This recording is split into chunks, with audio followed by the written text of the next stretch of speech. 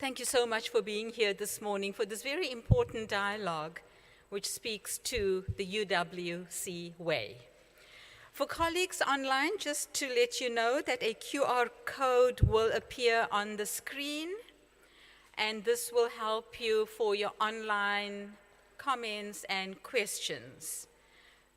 So hopefully that will appear on the screen soon.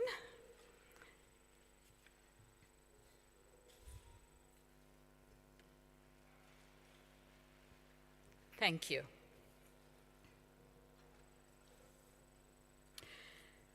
This is how we do it.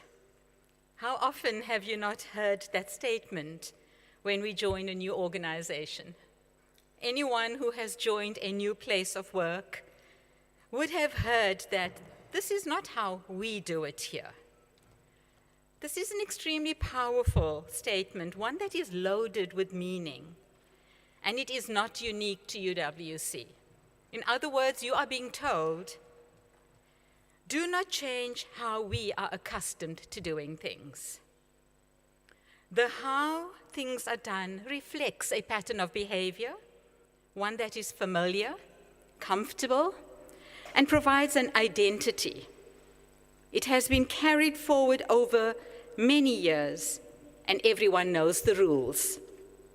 It reflects an organization's values, which plot the route that the organization follows. And when someone new joins the group, they are expected to adapt or leave. This is how we have always done it, begs the question, how has UWC always done it? What is the UWC way? As Prof. Maretta du Plessis and others indicated in their concept note, I quote, the UWC way emerges from a recognition that an institutional culture cannot be divorced from the intellectual and political commitments that define us, unquote. At a time when nationalism, right-wing politics, the erosion of human rights, and extremism seem to be dominating global politics, our identity as the intellectual home of the left needs to be guarded more zealously, now more than ever. In our daily conversations, our literature, our engagements with other institutions, we are often perched high on our moral high ground to claim that we are pro-Palestine, anti-corruption, pro-diversity in all its forms, etc. But how do we measure this identity of being the intellectual home of the left in our practices? As Ambassador Rasool once said, we may have gone so far left that we may be wrong. How do we keep this identity alive and relevant? What do we need to do to steer our thinking, our behaviors in the same direction as our leftist discourse? Tugging furiously at the ropes of our progressive agenda are often the contradictory demands of managerialism and academic freedom, accountability, and an ethic of care, compassion, and consultation, performance metrics and creativity, rankings, outputs, and transformation. These are but a few of the contradictions that we face as we fiercely and almost nostalgically hold on to the UWC way. This morning, we will hear from a range of individuals who are either here by invitation or are a part of the diverse sectors of the university. Let us hear from them if we are still on track, or if there is a need to reimagine and reshape our thinking to align it with the culture we so fondly refer to as the UWC way. To welcome you this morning, I'd like to invite our Rector and Vice-Chancellor, Professor Robert Balfour, to the podium. Please give him a warm welcome. Thank you.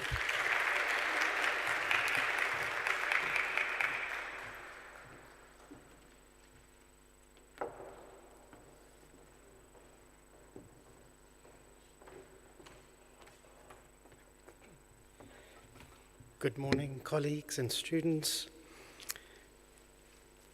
It's a Friday. I would thought everybody would be jumping for joy today. Yeah? Good morning, colleagues and students. Good morning. And welcome to this, our third and final dialogue for the year. It's by no means our final dialogue. I think we're going to need many more dialogues. And thank you so much, Prof. Sean Pather, Ms. Louise Dippenaar, and members of the organizing team. Thank you for all the work that's gone into preparing for this morning.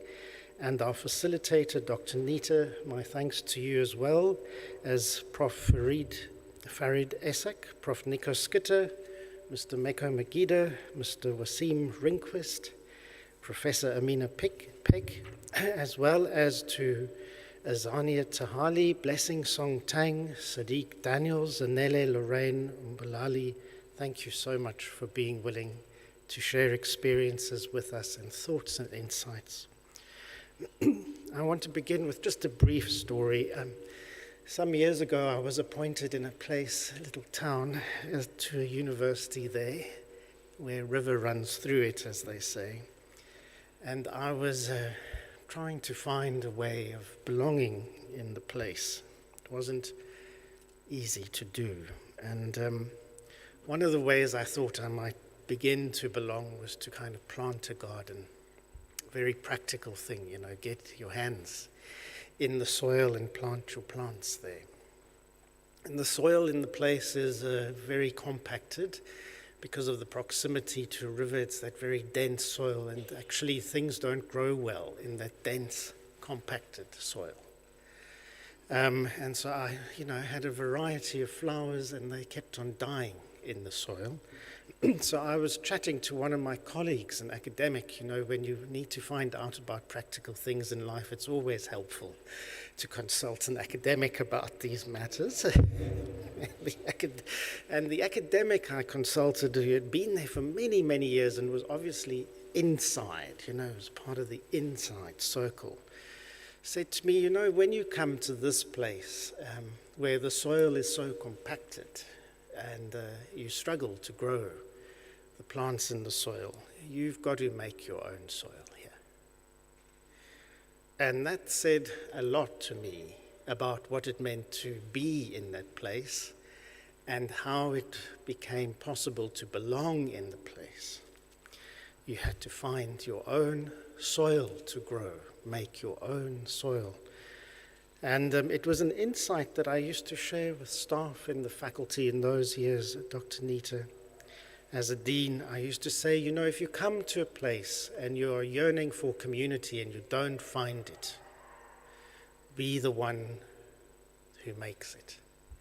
If you come into a space and you're looking for leadership and it's not quite the leadership you had in mind that you find there, then become that leader that you had in mind.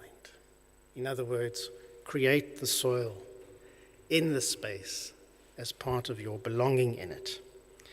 So today we're building on earlier conversations, as Dr. Nita said, about revitalizing our agenda as a university, our intellectual agenda, our social agenda, and re-examining ourselves as a place and a space and a circumstance. We are all here because of the imaginary of UWC. I think if I had to ask everybody for their idea of what UWC is, everyone would have a slightly different definition of UWC. And so it's important that actually we talk together about it and ask ourselves, what kind of institutional culture would we like to live as an institution? So that we get some consensus about it, so that your experience of it and my experience of it is not too far removed. So the UWC way recognizes our university's culture can't be separated from the intellectual and ethical commitments that define us. If we have called ourselves in the past that intellectual home for the left, and that's still relevant in terms of our history, we've also called ourselves in the past that place of quality and hope. I'm quoting directly now from past documents, that place of quality and hope, where we move from hope to action through knowledge. then we must also understand that developing new iterations of what UWC can become is actually very necessary as part of keeping the culture alive. If culture is not that dead, compacted soil that doesn't allow things to grow, but rather the ferment, the fertile soil that allows growth, then it's important that we have a robust conversation, and maybe more than one. Maybe not, today will not be the only one about this issue. Edgar Schein reminds us that culture also exists on different levels. It's the visible practices, the systems, the forms, the papers that we process, but these somehow also speak to assumptions about the people that we're working with. And so the challenge before us is to redefine ourselves and realign ourselves, give ourselves that chance as a university. We owe it to ourselves to give ourselves that chance to revitalize, revive, realign. Dr. Nita's made a reference to the accountability regimes of higher education, the increasing bureaucratization and managerialism of higher ed. So let's name it for what it is. I think we all feel it. We know what that has meant. If you've been here many years, you've also probably feel that thing grow and grow and grow and grow. And it creates a kind of a tension in the system, by the way. We want to be that place of ferment, bubbling up. And at the same time, we are so much about systems, processes. So they don't sit in happy coexistence with each other. And our task today is to begin to interrogate what that means, the accountability culture, our historical commitments to transformation, critical inquiry, and dialogue together. If we want to create a space for new ideas, colleagues, in a post-apartheid period, we should be asking ourselves, what can UWC still become? Culture is our philosophy as well. I've often spoken about this treat for care framework that I'm really passionate about, the trustworthiness we have to create. You don't find trust. Trust only exists in relationship to each other. Respect for each other, the ethical treatment of each other, the accountability, the transparency. These are important to me, but what are important to us as values can be a different set of things as well. So we can reflect on 3 dimensions of culture: the artifacts, our systems, spaces, and routines. These have values embedded within them. Secondly, we have our espoused list of values that we can find in strategy documents. Go on the web and you'll find the list of values there for UWC. And then third, what are our basic assumptions? In other words, the unspoken beliefs about power. Power in the professoriate, very much an unspoken area in our university existence in the sector. Power and collaboration, power and relationships, power and our ideas of excellence. These dimensions align to a form of practice, and the dialogues and our thinking about what the dialogue should be is an opportunity to input new things, new ideas, to reflect critically on the old things that haven't worked so well for us. And I'm glad that these link to the institutional operating plan. In this year, we've had a culture survey. I'm sure everybody in the room knows about the culture survey. The last time we had that was many, many years ago. The insights obtained from that culture survey should be used to consider the question, what kind of place do we want to become? What kind of experience should be characterized as, part of being here? What kind of institution can UWC still become? Institutional entropy, you all, I think, know what entropy means. Entropy is that feeling of it's always been this way, People come and go, but it's always been this way. As Dr. Nita said, but I must also add, that's not a fertile ground for growth. It's always been this way can sometimes be quite stifling of vibrancy, dynamism, intellectual ferment. And we need to reflect on what it means to bring new life to the soil. I mean, we have an institute here called PLAS, all about the soil, the land, and our agrarian roots as a society. So being must be linked to becoming, and this is my closing remark to you. I think being should be linked to becoming, and linked to an idea of a university as a dynamic ferment space, rather than a space of stasis and being, where things don't change. So I really would love to encourage you today, consider for us all, please, as a collective, what the UWC way could mean. It's all about the relationships and the values. And let's remember that UWC's strength has been about dialogues, by the way, about intellectual rigor and engagement as an institution with our communities, within our spaces as well, and the willingness of our people to engage with the difficult questions with a level of honesty and respect and care for each other. Thank you so much, and I look forward to the engagement this morning.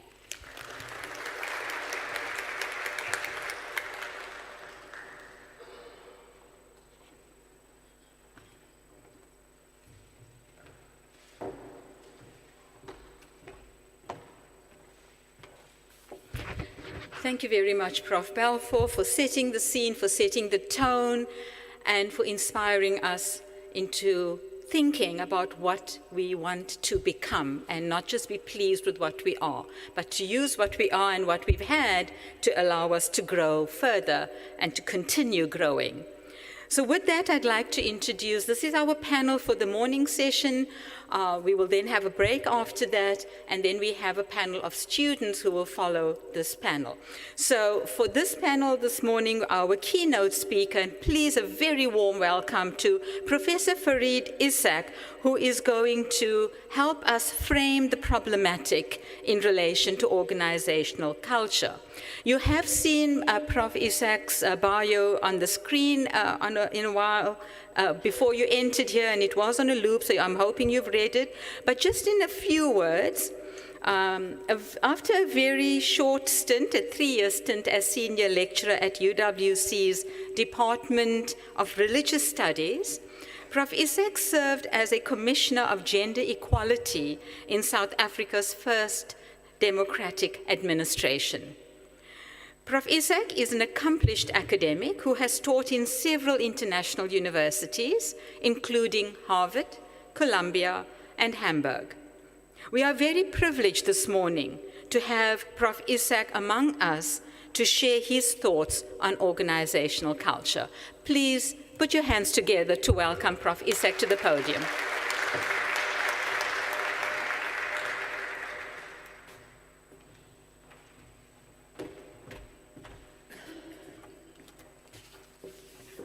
Thank you very much for having me over, UWC. Greetings to the rector, Professor Robert Balfour, about whom I have one slightly mischievous comment to make about, and one other slightly more pleasant comment to make about. But I am delighted to be with all of you here today. Professor Balfour, I'm slightly annoyed with you because you took all the thunder from my presentation. You did so much more succinctly and in a much friendlier tone. So that's my slightly annoyed with you comment. The other comment that I want to make, you may say I'm very quick to jump to conclusions, but I'd never met you before, and it was just a brief kind of shaking of hands here. Then you had to go where you were, and we had to come here. But I asked another newly met colleague who was sitting next to me, Professor Nico Schutte, I said, look, you know, I don't know you, and it's unlikely that I'll know you after this, so you don't have to worry. So you don't have to worry about the honesty of the answer that you give me. You can give me an honest answer to the question that I'm going to ask you. So I asked him, this guy who's your rector, is he always as human and pleasurable as he comes across now when he just deals with you guys? I mean, he's like a bit up on show now, but is he always as human and as pleasurable as he is now? And his delighted answer was that he's worked under you, and that so he has experienced you at close hands, at close quarters, and it's very warming to encounter the head of a university, to have such an amiable, a chilled way of dealing with himself in front of others and in front of the staff and students. He carries his tuacha. What is this? He carries his robe very, very lightly. So thanks for that. Thank you very, very much for that. So I've greeted everybody very quickly, other than all the stuff that has been said about me. I am a teacher. I have been one for, believe it or not, there are two things that I never say together. The one is how old I am, and the other is how long I've been teaching. So I've been a teacher for exactly 55 years. And despite all of this, I'm never quite sure if I have 50 years of experience. What happened to my water? Thank you very much. I'm never quite sure if I have 55 years of experience or if I have 1 year of experience 55 times over. Okay? So that's the first thing. The second thing, I'm both an academic, masquerading as an activist, and I'm an activist masquerading as an academic. And I pulled this off at the same time. Now, I have read through the background documents for the series of conversations that we have here on the UWC way, and of course the invite to contribute to your discussions here. And for a while I thought, you know, wat het vir die mense besiel om vir my te nooi? What on earth made these people, you know, invite me? What do I have to contribute to their discussion? They seem to have thought through everything.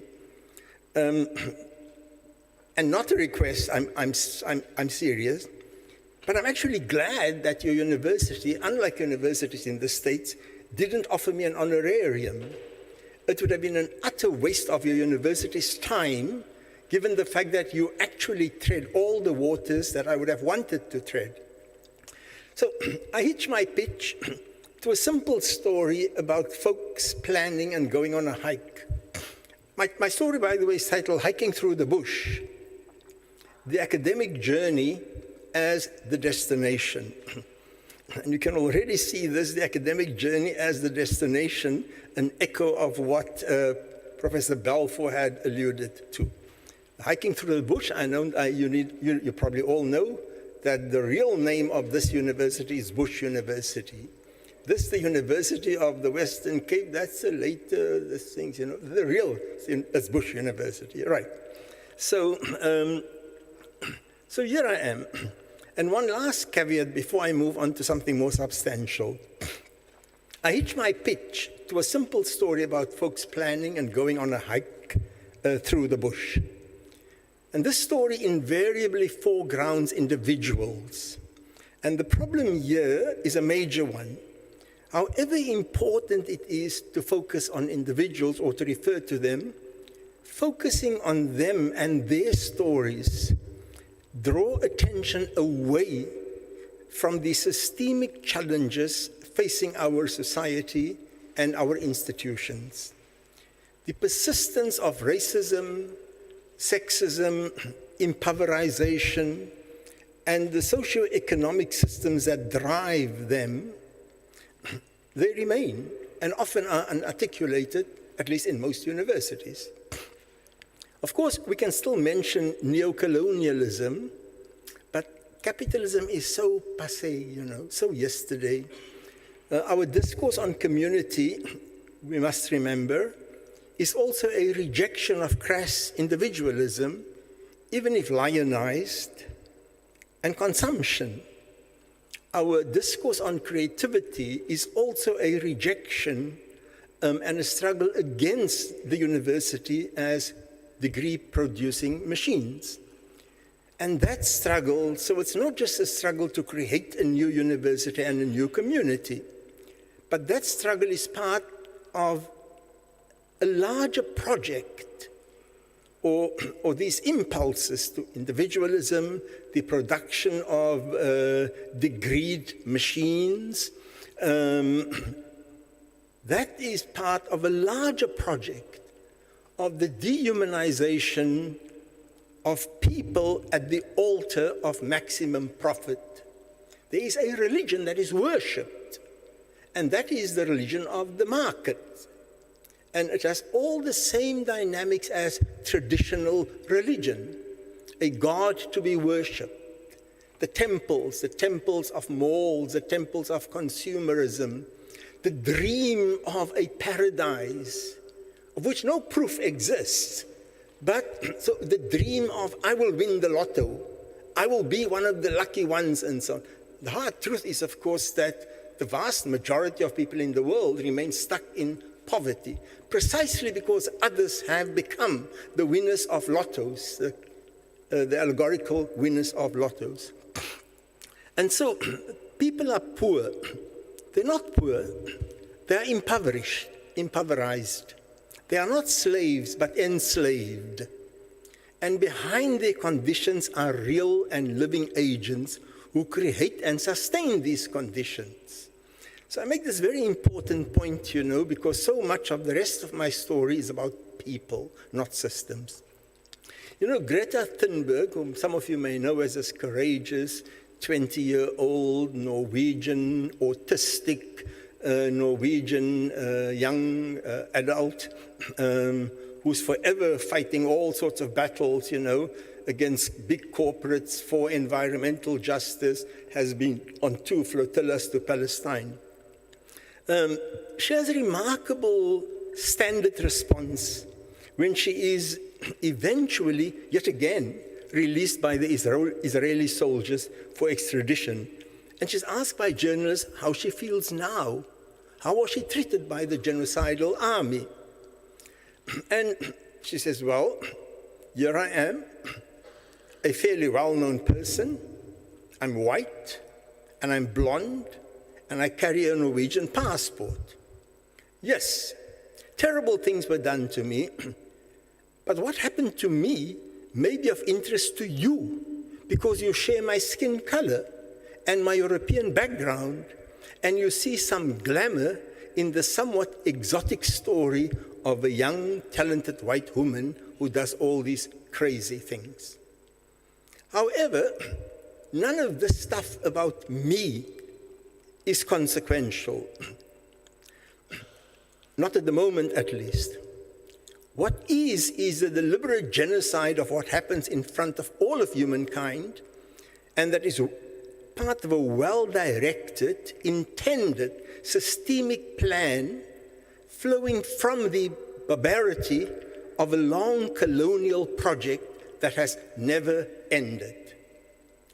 So yes, she responds in a human way to the question, but she says, no, it's not my story. And let me not take the story away from whose it is. You're interested in this young blonde woman. Cut the shit. The real story is happening there. Can we talk about that?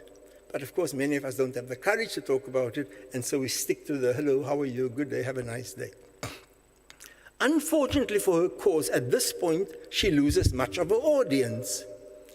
So The audience wants us to share the liberal narrative of peace and goodwill. Talk to us about the cuddly human stuff. Tell us about the story of Madiba, the reconciler who organized Sunday school picnics in our recreated imagination. But we omit the part of Holishlashla, the uprooter of social stability, because that stability concealed the demons of Jeroen Volkism, a term common to the unity movement and what was known sometimes as the far left, the chosen race, and white barbarism, the black dispossession and suffering. So, the first one, the question of engagement as transformation. The myth of the last word, good publications usually end on the reflections of uncharted waters that succeeding researchers may have to or want to traverse. So in the rector's inaugural address, the big five, trust, respect, ethics, accountability, and transparency. Like you, I say that they are never utterly achievable.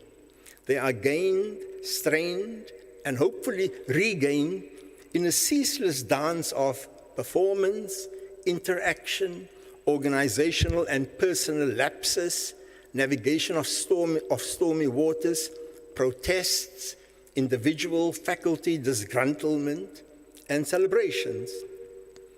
For dreams to be reached, a series of minor dreams are required.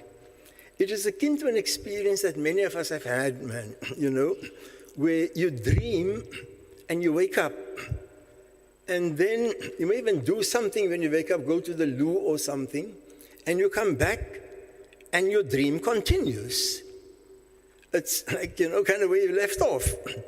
And now these dream scientists have categorized them into various kinds of divisions, of which the most applicable one for me today is the intentional dream re-entry. To consciously and with intention re-enter your dream. This is, when lucid dreamers consciously re-enter a dream after they.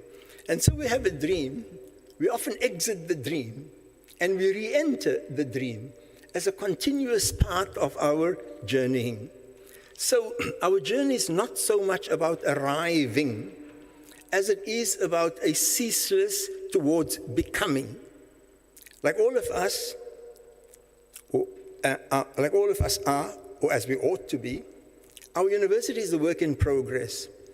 A work, not only a job, but a vocation. So to come back more to my story about the hike, I need to skip some things because I'm a bit overworded here. But one of the tones that I have is about, when we plan a hike, who is in on the planning? And I kind of outline, how this initial planning of the hike works, who is involved, this kind of Bos Beraad idea, where we go out, and the agenda, normally a collective effort under the leadership of the Vice-Chancellor, And one of the things that I say, depending largely on the disposition and the personality of the VC, this space can be a rubber stamp exercise, or it can be one of serious, critical reflections, welcoming collegial dissent, and can set the tone for virtually all of the rest of university. And then, let me ignore what I wanted to say about what happens normally immediately after a VC is elected. But I do want to say something about, when I arrived at my previous university, and it was just busy with its rebranding as an African University of Excellence. The rector was endowed with the gentlest of demeanors and a velvet-covered steel fist at the same time. And within months of the many politically reactionary and conservative and Afrikaans voices, and I'm not saying they were all of the same, there was not a single blob of voices that did not go underground. The VC's initial style was collegial, usually drawing in as many colleagues into the conversations as possible and as reasonable. It made enormous strides in transformation, especially the racial and gender demographics of the university. And research output rapidly increased. So, in theory, the university was bilingual, Afrikaans and English, multilingual. In fact, there were 2 other languages, but the operational languages were English and Afrikaans. So, in practice, it was English and Afrikaans. So, there was a tepid, a very lukewarm battle to retain Afrikaans as a language of instruction and operation at the university. And this struggle was led, ironically, by someone regarded as an ANC deployee, Professor Farid Essak. The struggle was soon lost with the promise that the policy would be reviewed after 5 years. And within 2 years, there were only 2, what is called in Afrikaans, bittereinders. Those solid, rock-hard folks who remain until the end, standing when all the other soldiers had hung up their boots. There were only 2 bittereinders. And in Senate meetings, they translated their own Afrikaans into English. At least one of them, me, and the other one, a law professor, had another professor translating his English. And the hensoppers, it's another Afrikaans term, the hensoppers were the guy who said, hands up, I think it was during the Second World War, and they were derogatory called hensoppers by other Afrikaners. The hensoppers went silent. Unfortunately, these hensoppers, usually very conservative political also, they did not only go underground on questions of language, but on everything related to the challenges that transformation could pose to academic excellence. So many of these were perfectly legitimate arguments related to how to retain excellence while transforming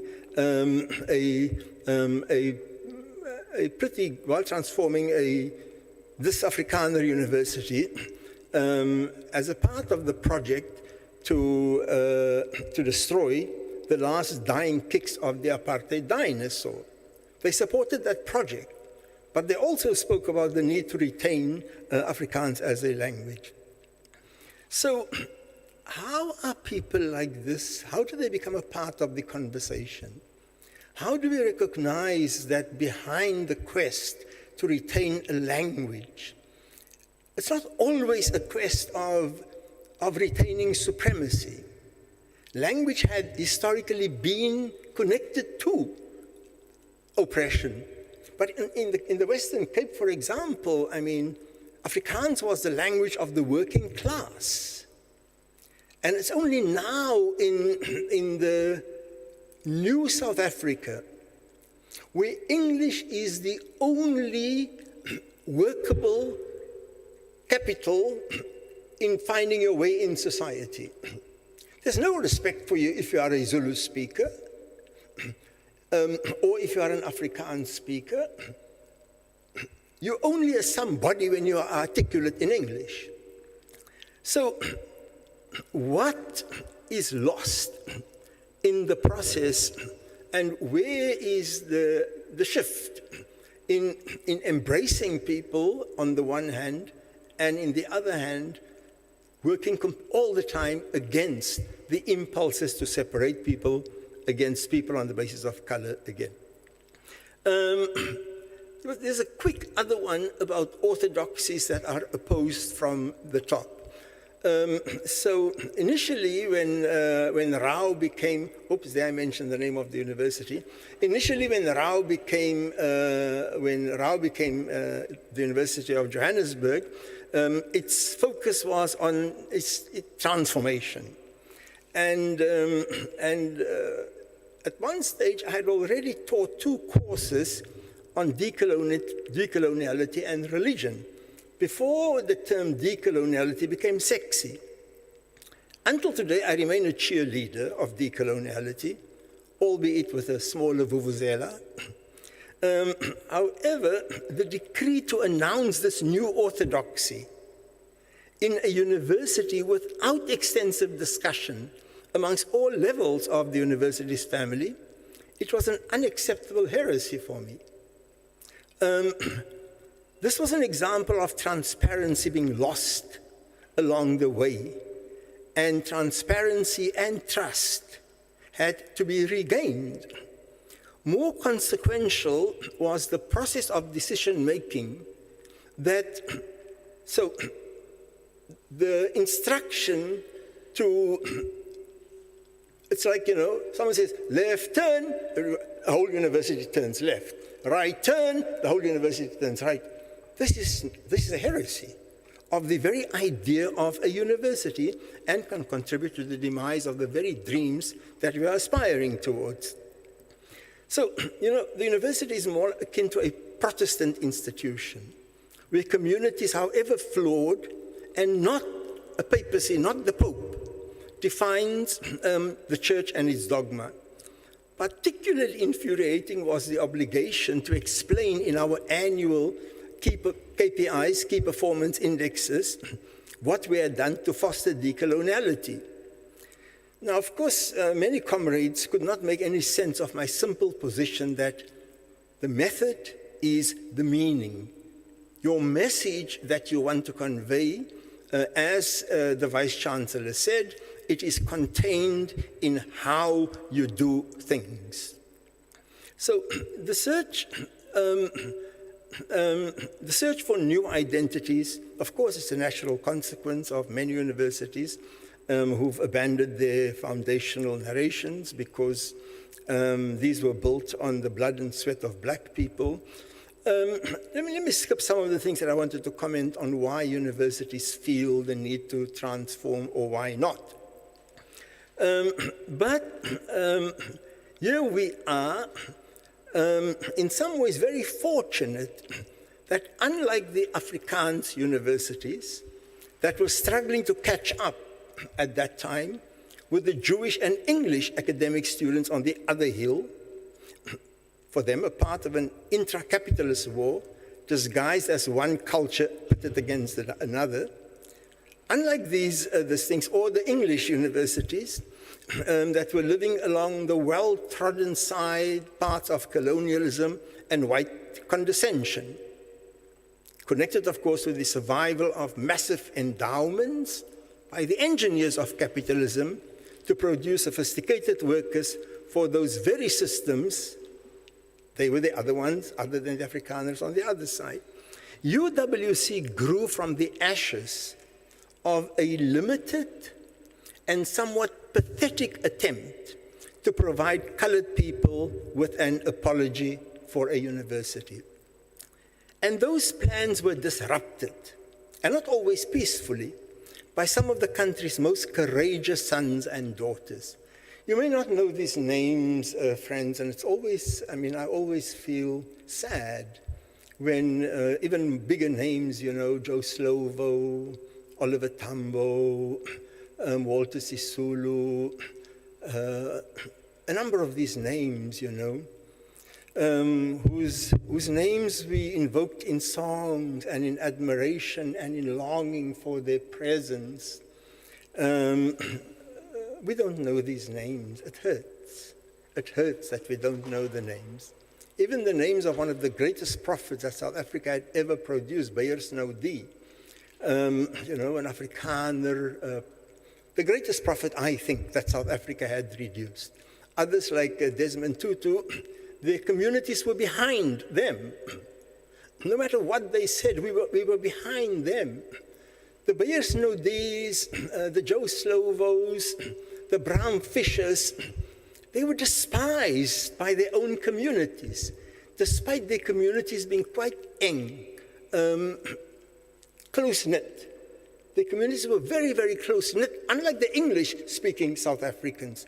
So here you had people emerging, and somebody like Beyers, for example, he was a major figure in the church.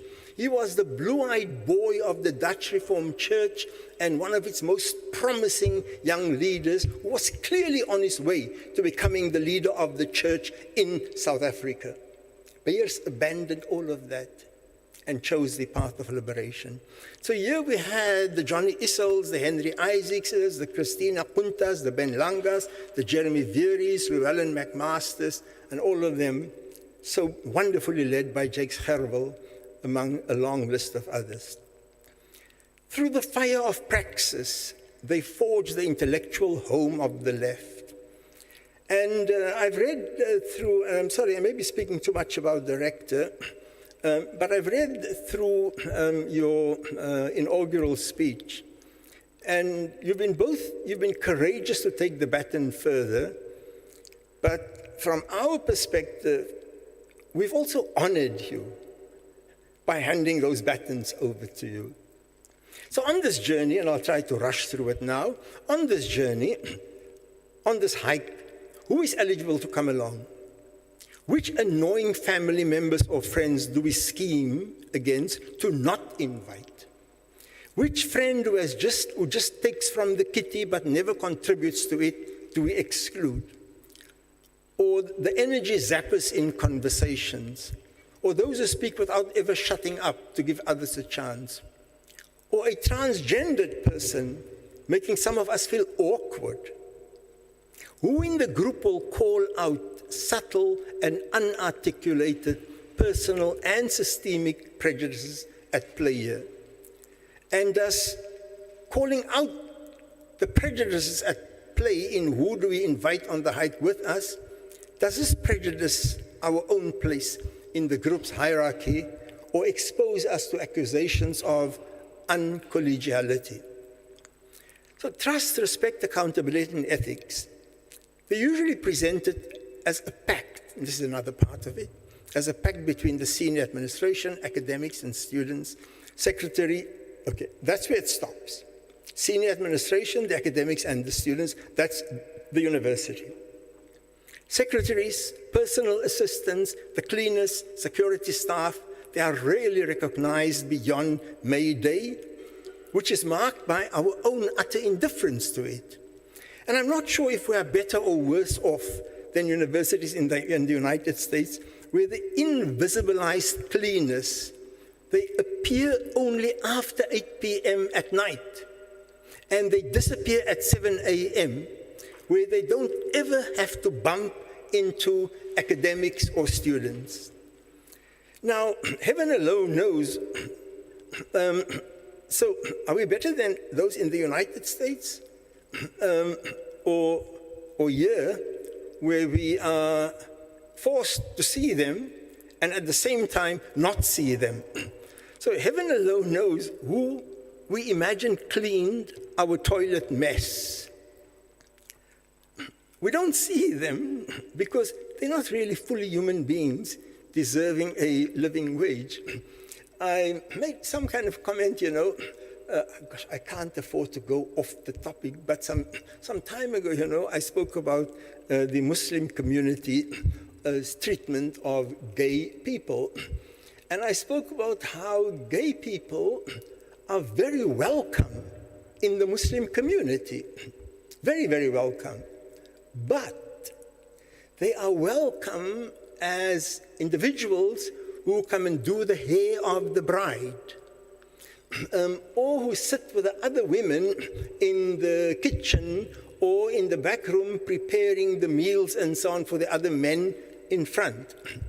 So it's only if we have defanged the humanness from them and reduced them to caricatures of women that they are acceptable to us. But they mustn't come and try to be our equals our equals in the mosques, our equals in the offices, and so on. So, so we have to defang the workers before we can actually recognize them as people. Of course, there's also the question of who is able to hike. Is it unreasonable to not invite somebody whose leg is in a cast from coming along? After all, we said the doors of learning and culture shall be open.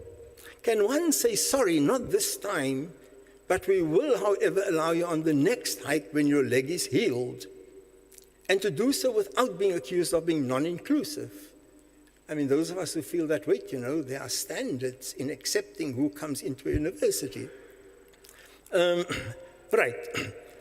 Do we have the institutional space to think about these questions calmly, challenging our own assumptions, and carefully listening to others before the hike? If we do so at the moment of the hike, we're pushing ourselves into permanent crisis mode. And in these conversations, or series of conversations, both particularly insofar as they relate to new appointments, can we contain our propensity to imagine ourselves as the only anchors around which the earth rotates? That candidate sounds, is a bit too critical. The too critical candidates kind of really irks me, this kind of thinking. It's going to be a long hike, and there'll be lots of communication and probably some miscommunication. Okay, so the one thing that I've written about extensively in here, and I don't have the time to go through it, is the challenges of the medium of instruction, the tensions between inside the use of academic language. There's the orthodoxy that privileges reason rather than experience or sensory observation as the primary source of knowledge. But let me not go into all of that. I do ask if it is possible to have these conversations on the different approaches to knowledge between these tendencies based on trying to understand rather than proselytize. So, and the second aspect of language is those who are designated as students on the one hand, and on the other hand as academics. So often as academics, we continue to speak along with a quickly silenced whisper at the back of our heads, telling us that, yea, these oaks in class, they're not really understanding me. But we deal with this whisper not then, but at the end of the semester, when we have to figure out or work around the question of grades and the unarticulated minimum allowable failure rate. We do get told by our principals, our deans, or whatever, that you can't have you can't go beyond this minimum. In my own teaching practice, I have been unashamed and transparent about treating my students differently. In my early one-on-one conversations, it's an exhausting task to accomplish in the first week of the semester, rather than pretending that all my students are equal, I try to identify the specific challenges that some or most may face. I then have an open conversation with my class and tell them how and why I am paying more attention to these students. All of you get what is due to you in the same measure. However, in the interest of community, I feel that I'm morally obliged to spend additional time with others. Do feel free to come to me and chat to me as soon, and if you perceive that you are being disadvantaged by this. So difficult as it may be, and as riddled with all the ideological challenges, it is simply not on that I should have a 3-month or much longer journey with someone and pretend that he or she understands the common language, a common class language. This is a journey that all of us are on. There are clear designations of who is a lecturer and who is a student, and yet we must always be open to becoming learners, even as we are teachers. There is something about being fit or unfit to be a lecturer. And at the admission stage at least, something as fit and unfit to be a student. On the hike though, we really acknowledge that those whom we are leading are not empty vessels to be filled, but they are agents with life experience and insights to be shared. They are candles with wax. Our challenge is, how do we light those candles? And in so doing, we humanize those bodies in front of us, but more important, we are humanized through it. And so there's this hike. We often hive off from the major group into smaller teams, and we return. We leave with a relatively and tentatively clear map of the terrain, and we return after in-depth studies about what we observed, preserved, and which we wish to expand upon. We may even offer a critique of the map provided to us and suggest shorter or more scenic routes.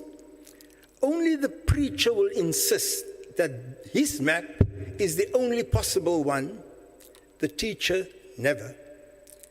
And now, at the risk of sounding like a preacher, those of us who are learning about the alternative routes must guard against claiming that we have discovered it. Co-publishing with students is the outcome of a genuine partnership between co-sojourners. I need not say more about that. And then how do we assess how far we've come? What are the KPIs? How far have we come in this journey? Until now, it's an empirically measured distance. Is it an empirically measured distance, or is it the quality of experience? The careful reflection and monitoring of our performance and our being and our presence, our attitudes, perhaps far more useful than KPIs. I want to quickly end on two contradictory notes. The one is that in all of these challenges, we need to stand back and be humble in front of this task. Die pad is lank en die padkos is min. The road is long and the food for the road, it's not much. We only have 24 hours a day. It is a long road. And in this 24 hours, we can only be there for others if we are. So our first responsibility is to be.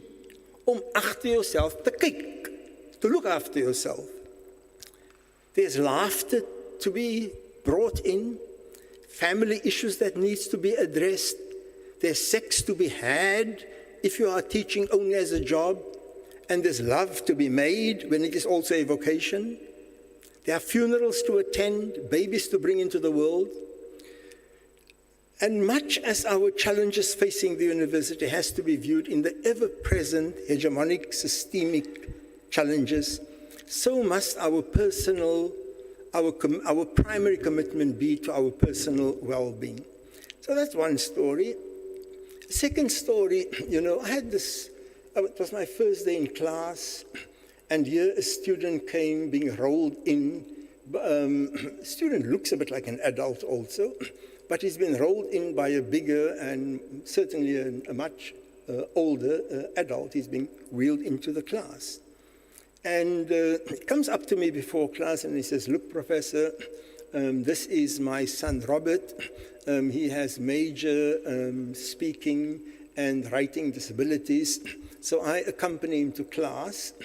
I take his notes for him and do the recordings of the class for him. And then I occasionally have to read the notes to him again. And I come in to write his exams, and I come in with him." It was an extraordinary arrangement, but I was very impressed with this arrangement. And so, as I said earlier on, I chat to students for about 20 minutes or so. In the beginning, I chat to each student individually for about 20 minutes. And so when Robert came to me, I scheduled about an hour and a half for him, because I was given to understand that he speaks on a very good day. It takes him 4 to 5 times longer to utter his sentences than what a normal person would. And on a bad day, it takes him between 8 to 10 minutes to 10 times longer to speak. So I kind of, these things. So my conversation with Robert went something, part of it went like, so Robert, so what do you do in your free time and so on? So Robert says, he goes to hospital. Oh, but you don't go to hospital all the time, do you? I can see, you've got many, many issues. So Robert says, no, I'm a volunteer at the hospital. Oh, we all have our stereotypes about how physically differently abled or disabled people are. And what the hell, mag die over the hospital? What is he doing at the hospital if it's not for his own treatment? So Robert says, look, I can't use my hands in any useful way, and I can't use my tongue because my speech is too laborious. But I do have ears, and there are many, many people in hospital who just want somebody to talk to, and I am there to listen. I thought it was an amazing story, I have nothing, and I have something to offer to the world.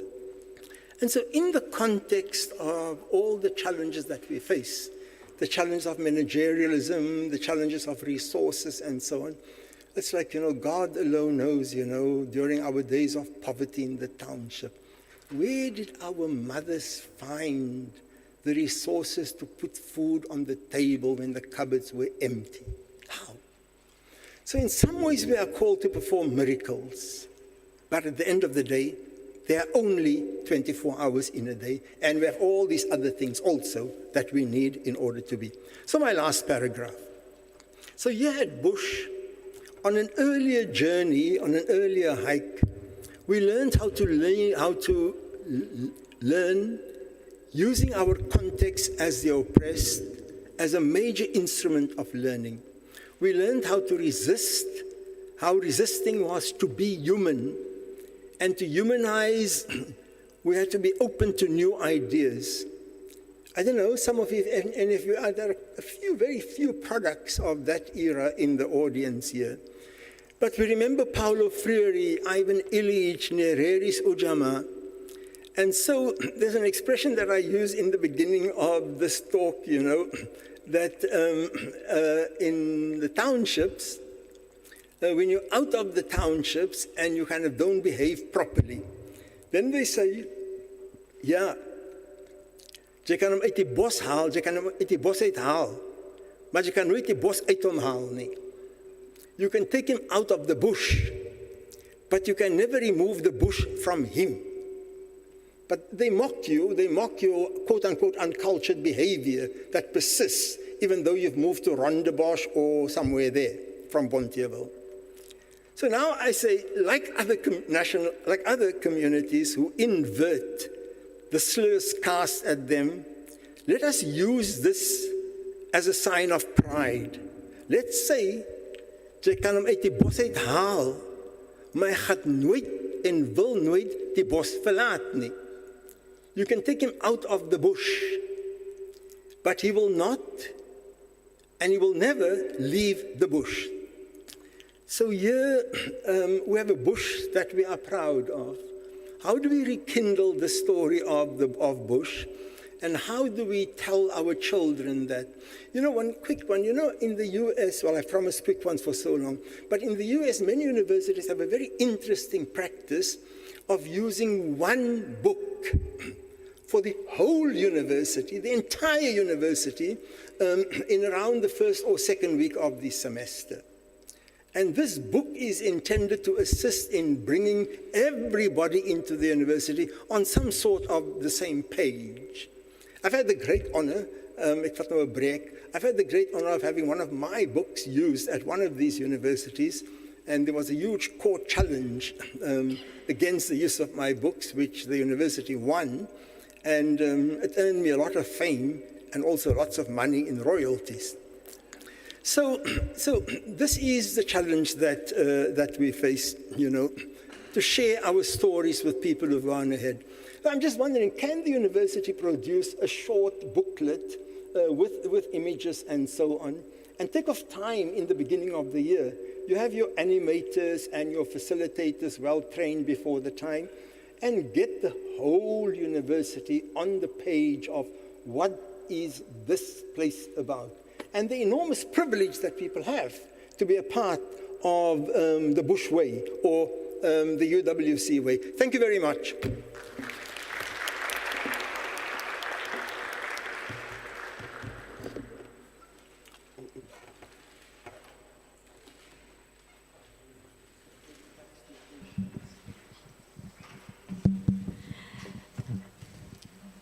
Prof. Isaac, thank you very much for that thought-provoking talk.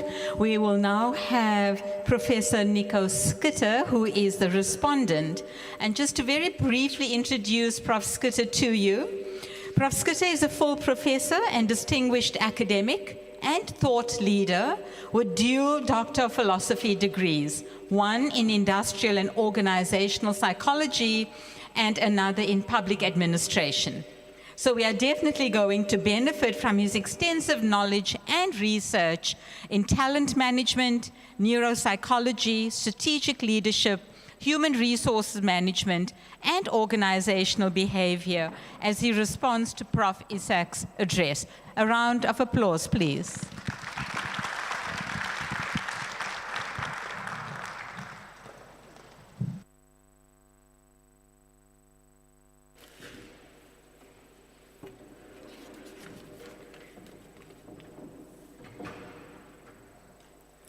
Thank you, Registrar, and thank you, Rector, for allowing me being here and respond on Prof. Isaac's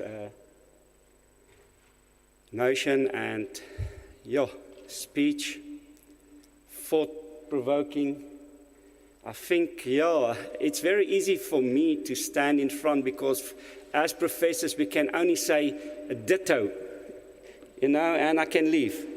And that's the easy part. But I think the question that we try to answer or to dialogue today, and as the Rector said this morning with his opening address and the Chair, the Registrar this morning, our question today is, and as the previous speaker have spoke about, let's ponder a little bit, let's dialogue, let's ask ourselves, what is the UWC way? Where did we come from and where are we heading? From be to being, as we talked about. And I'm going to talk a little bit about and respond a little bit to Prof. Isaac's thought-provoking statements. Thank you, Prof. Isaac, for reminding us that justice and compassion are not abstract ideals, but choices. Every day we come to this university, to this place called University of Western Cape, with a choice. And that is important because that means we're conscious. We're aware of our choices, sometimes not of the consequences, but we need to become aware of that. Your words force us to look inwards, becoming, aware, becoming conscious of the fact that we have to ask whether our university truly embodied the values we proclaim. Do our structures, our relationships, our ways of working still reflect the struggle for dignity and equity that gives birth to UWC? This is the heart of the UWC way, turning our intellectual and moral heritage into living institutional culture. A living institutional culture. So what is the fundamental nature of the UWC way? The UWC way is not a policy, it's a praxis. The meeting of thought and action. And that's very important that we a little bit resonate on that. It's where the two worlds come together, thought and practice. Drawing Edges Shines model, it challenges us to align 3 levels of culture, as the Rector has alluded to this morning. First and foremost, artifacts. Secondly, adopted values. And thirdly, underlying assumptions. Let's a little bit stand still about what is our artifacts. What is the artifacts that we think and see around UWC campus? The artifacts is the visible systems, spaces, and symbols that express what we value. What is our adaptive values? Such as the treat with care principle, trustworthy, respectful, ethical, accountable, and transparent values. Are we trustworthy? Are we respectful? Are we ethical? Are we accountable and transparent? And if we think about this and we look at what's happening in global arena in our country, then some of these are very questionable values. Underlying assumptions. The often unspoken beliefs about power, belonging, and excellence that drives behavior. As you rightly said, Prof, what drives us? What is this power plays at play? What is it that we really aspire towards? And how do we treat each other in the corridors? Transformation becomes real only when these layers reinforce one another, when what we say and what we do reflect what we truly believe. When those two worlds come together and we reap the fruits of what's outside. Confronting the culture contradictions, like you've said, Prof. Isaacs, warning us about moral compromise. The UWC way identifies cultural contradictions in modern universities. We see it, we identify it. As Prof. the Rector said, we feel it. We press to be efficient, and we see it every day when we do our budget. We see it that we are pressed to be efficient, competitive, and market-driven. Yet our founding mission calls for us to be critical, humane, and socially engaged. And I think the UWC, this tension is real. It's especially real. So we have to forge a resistance against this. We have to come against it. How do we do that? And if we want transformation, we need to understand it's not about the bureaucracy, not about the tick boxes, but it's all about our legacy, where we come from and what is it that we want to do. Furthermore, I think the UWC way insists that our structures, our leadership, and our governance must mirror our ethical commitment, as you've rightly said, Prof. Transformation must move from policy to practice, from performance indicators to people-centered action. Relational ethics and collegial solidarity, where Prof. Essex' moral vision meets the UWC way. It's in relation that this ethics comes out. It's how we showcase ourselves, where we meet each other. It calls us to move beyond tolerance toward genuine solidarity, to see every colleague and student as a co-participant in a moral community. And you've said it, a nice story that you've told us, this co-participant, listening as one of the competencies. It's a pedagogy of care, listening deeply, sharing authority, and engaging differences with humility. Our everyday interactions are not peripheral to transformation. They are its curriculum. How we treat one another reveals what we truly believe about justice and human worth. From reflection to transformation, the life that UWC way is to turn reflection into institutional design. That means flattering hierarchies, embedding ethical reflection in systems, and creating honest spaces for cultural dialogue. Transformation becomes tangible when justice is procedural, relational, and visible in how we decide resources, how we decide our resources and our rewards, as you alluded to, Prof. In closing, leaving the question, I think it's important that we say in closing that we really become the way. It's about living this, what we're saying. The question before us is not whether UWC stands for justice, but how that justice is enacted through our culture. The UWC way calls us to live our values so that the university not only educates in transformation, but embodies this. May we continue to ask with courage and humility, does the way we do things at UWC reflects the world we wish to build? I thank you, Prof.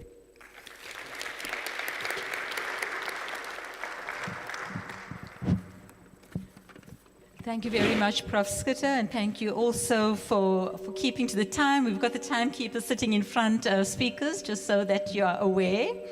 The next speaker is no stranger to almost all of us. Our very own Executive Director of Human Resources, Mr. Meko Magida, who will give us his insights into the various perspectives of UWC culture by asking the following two questions. What do we already do exceptionally well? And where do we see misalignment or inefficiency? Mr. Magida, please take the podium. It's yours. Thank you. I take that, or do I have, because I thought this was for me to sit down rather than to go. Not that I'm disrespecting the esteemed guests and the honorable.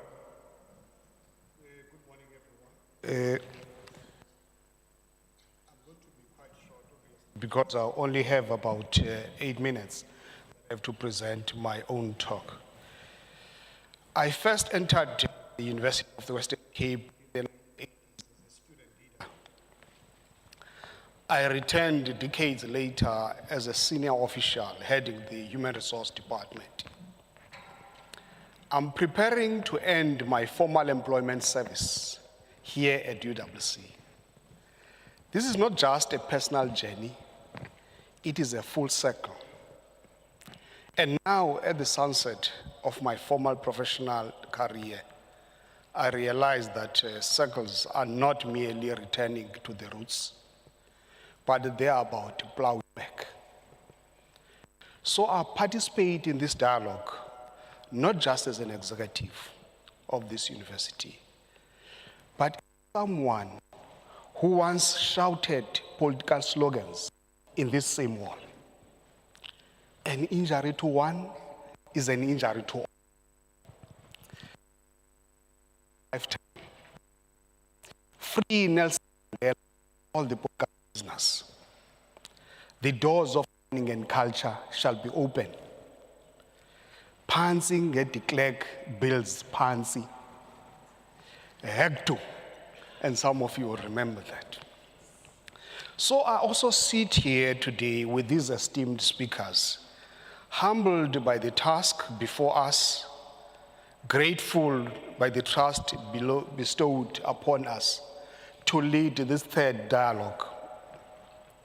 Of course, mindful of the valuable sacrifices borne by our predecessors, I wish to thank our previous rectors and vice-chancellors, starting with Dickie van der Roos, Jake Scherver, and Brian O'Connell.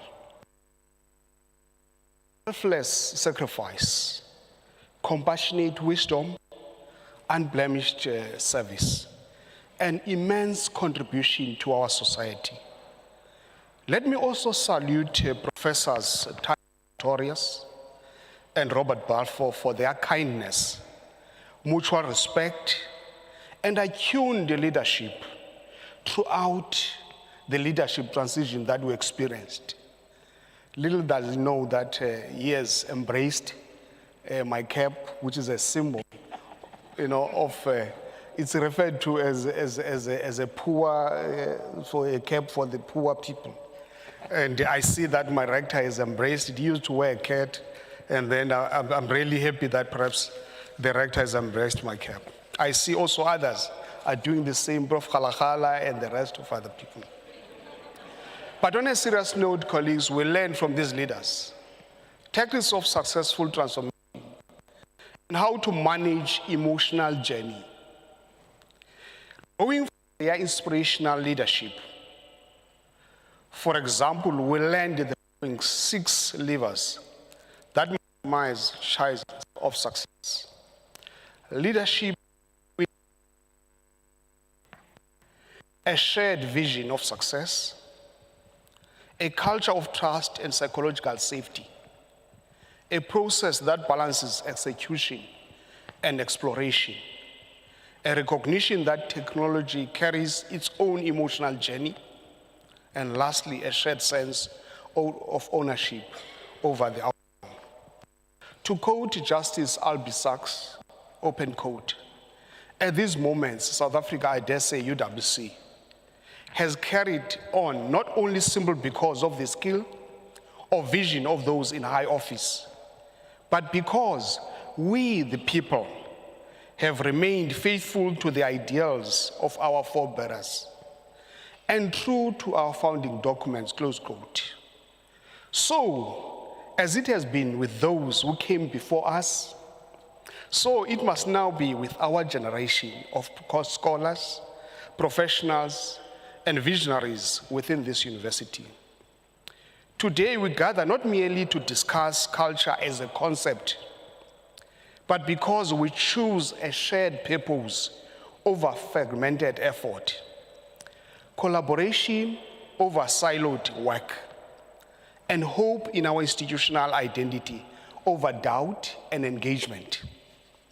Just as past societies confronted global crisis not only through force, but through alliances built on conviction and shared values, we too must recognize that the strength of our university does not lie in policies or structures alone.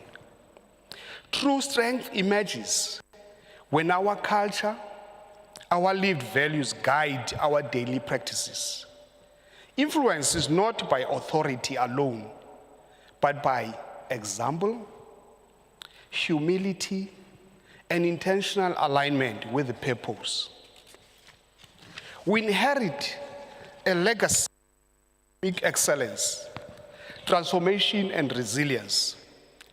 Guided again by these principles, we can meet new challenges that call for deeper collaboration across divisions, departments, faculties, and disciplines. Our task is not only to operationalize this new strategy, but to embody it, to let our culture breathe life into our goals. Whether we are navigating institutional change, advancing innovation, or shaping the next generation of thinkers, our shared culture must be our compass. We will engage with long-standing partners, and even those who stood on the margins of our institutional life. Collaboration. We will confront threats to cohesion, such as disengagement, mistrust, and fragmentation, not with defensiveness, but with values. For while our norms and traditions define who we are, they must also empower us to act with courage, integrity, and unity. We know that what diversity of disciplines, backgrounds, beliefs, and ideas is not a complication to manage, but a powerful asset. Because we have journeyed through periods of transition and contestation and emerged more informed and determined, We believe deeply that our old divisions can be transformed into shared purpose, and that our collective humility and academic admission and excellence can anchor us. While institutional framework matter, it is ultimately the commitment and character of our people that define who we are. It is seen in a colleague who offers support when workloads rise, a team that chooses commitment and collaboration over competition, or a mentor who sees a potential before others see it or before it is visible. These everyday acts are the true carriers of our culture. Our challenges may be our tools to advance all the values that drive authentic institutional success, such as accountability, active listening, communication, creativity, courage, curiosity, diligence, empathy, equity, fairness, growth mindset, inclusivity, integrity, mutual respect, open-mindedness, optimism, patience, self-awareness, shared accountability, and most importantly, trust. These remain our constant reminders and the values that we all need to embrace. These timeless principles have quietly powered every advancement that we every day we have to celebrate. What is required of us is not just compliance with the strategy, colleagues, but an intentional culture of responsibility. One where each one of us chooses to contribute, not because we are instructed to do so, but because we recognize that giving our best to a shared mission is both our privilege and our defining mark as a university community. As we're about to enter into strategic cycle of the next 5 years, let us not merely implement an institutional operating plan. Let us inhabit a philosophy of trust with care. Let our university not just be good at what it does. Let it be great at what it stands for. As it was built to last, because it was built on values that live, breathe, and guide decision-making when no one is watching. So let us leave this all not as participants in this dialogue, but as custodians of a culture we choose to live the UWC way. May our actions from this day forward say clearly, this is who we are, this is how we work together in service of a greater purpose, from hope to action through knowledge. Thank you.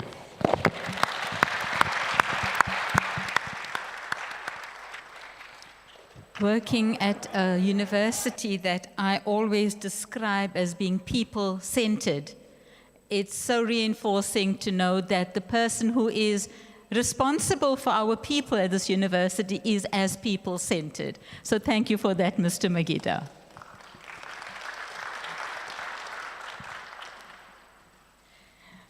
Mr. Wasim Ringquist is the faculty manager of the Faculty of the Economic and Management Sciences, and he has straddled both academic and administrative domains in his rather long career at UWC. Mr. Ringquist will reflect on how organizational culture is experienced by staff in their everyday work. How can dialogue, trust, and collective agreements help ensure that the UWC way is not just aspirational, but also practiced in work conditions, staff relations, and institutional decision-making. Mr. Ringquist, we welcome you to the podium.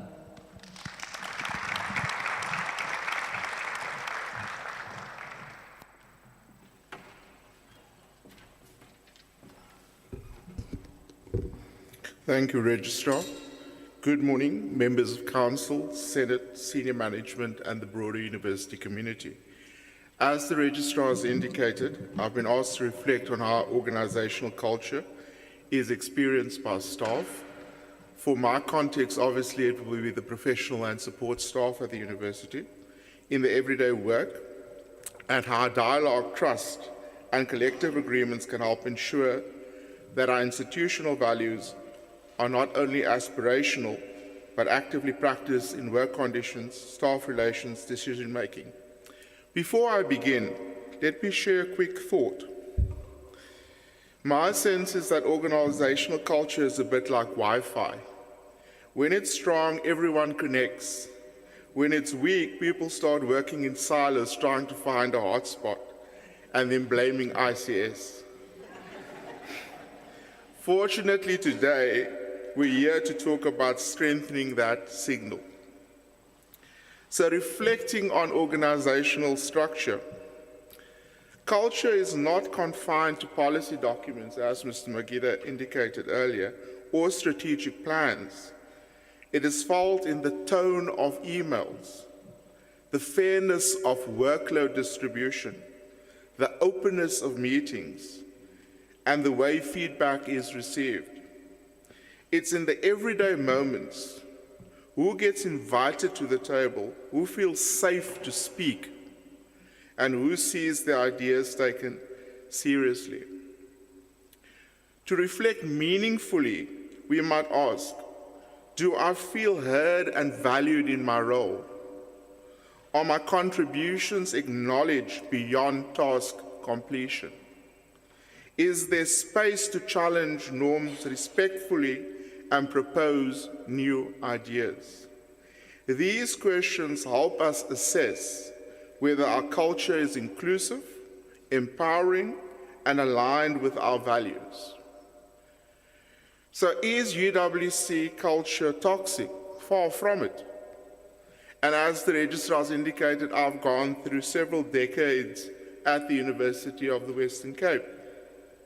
And as a student, I can remember distinctly in the mid-80s, and tying in with what Professor Esak mentioned about a dual medium institution, we had a law professor who taught me mercantile law and insisted on saying every line first in English and then repeating it in Afrikaans. And despite the fact that after a week we went to him and indicated that everyone would be able to communicate fine or would understand him fully well in English, he still insisted by saying, well, that is policy, simply ignoring the input from students. And then reflecting back a further 10 years later when I was teaching in the Department of Accounting, and I think one of the most blackest periods in the history of the University of the Western Cape in 1998, where staff were retrenched, both academics as well as professional and support staff, and the way in which it was done by simply hand-delivering retrenchment letters to people on a Saturday afternoon. It's not that. I mean, in the past 25 years, we've seen a significant change in the culture at UWC, more people-centered, more open, more friendly. But is there things that can be done better? Yes. So I call it finessing what we are currently doing. So how do we embed the UWC way in everyday practice? Well, by cultivating fairness and respect. How do we do that? What are examples of what we can do at departmental or faculty level in order to achieve that? First and foremost, workload allocation, ensuring that there's fair workload allocation. And in some instances, departments practice it while other departments don't. The lingering issue with professional and support staff that's still an unanswered question is, with the redesign program in 2019 that was undertaken by HR, departmental administrators were upgraded to the same pronombus level as faculty officers. And despite the fact that all the deans, faculty managers, collectively agree that that is not the case, that the faculty officer does extensively more than what a departmental administrator does. 7 years later, that matter has not yet been resolved. Inclusive decision-making. inviting staff inputs on policy that affect their work. Before rolling out something differently and within the department, there needs to be much more broader consultation. The inclusion of professional and support staff in decision-making is key. Then celebrating diverse contributions across roles, right? Creating something like a staff spotlight featured in internal communication or newsletter, where we don't only highlight the achievements of the academic staff members, but also that of the professional and support staff member. Good example would be in our Department of Economics, as an example, where they have a quarterly newsletter, where each quarter a professional and support staff member is showcased and highlight what they've contributed to the department. Then fostering a shared ownership through dialogue. Host regular forms of listening circles or departmental retreats, like a culture check-in. We have this big culture survey at the university every couple of years, but it should be done at the more micro level to get feedback on a more regular basis from staff members as to how they're experiencing the UWC way or lack thereof. Encourage joint projects between academic and administrative units. Implement mechanisms for staff to see how their input shape decisions, closing that loop. Building trust through collective agreement. Develop shared agreements on workplace conduct, communication, and conflict. So again, it may seem mundane, but the important thing is, how do we talk? How do we communicate with one another? And that respect that we show one another when we communicate. Involve staff in committees and working groups that shape institutional, departmental, and faculty, the inclusion of professional and support staff. Then importantly, even for myself as a middle manager, leaders need to model vulnerability and openness. Don't simply say we're going to do this. Provide the rationale as to why this needs to be done and this change needs to be effected. So making the UWC way more tangible. To move from aspiration to action, we need to translate values into behaviors.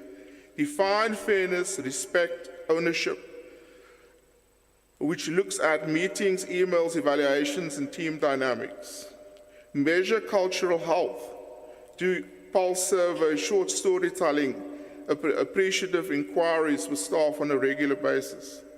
Celebrate alignment. Highlight individuals and teams who embody our values. And in closing, to make these values tangible in everyday work, dialogue and trust must be cultivated across all levels of staff. Shared ownership in decision-making helps ensure fairness and respect. Institutional culture must be continuously reflected upon and co-created by those who live it, staff, students, and leadership alike. Let us continue to develop a culture where the UWC way is just not spoken, but lived, felt, and celebrated. I thank you.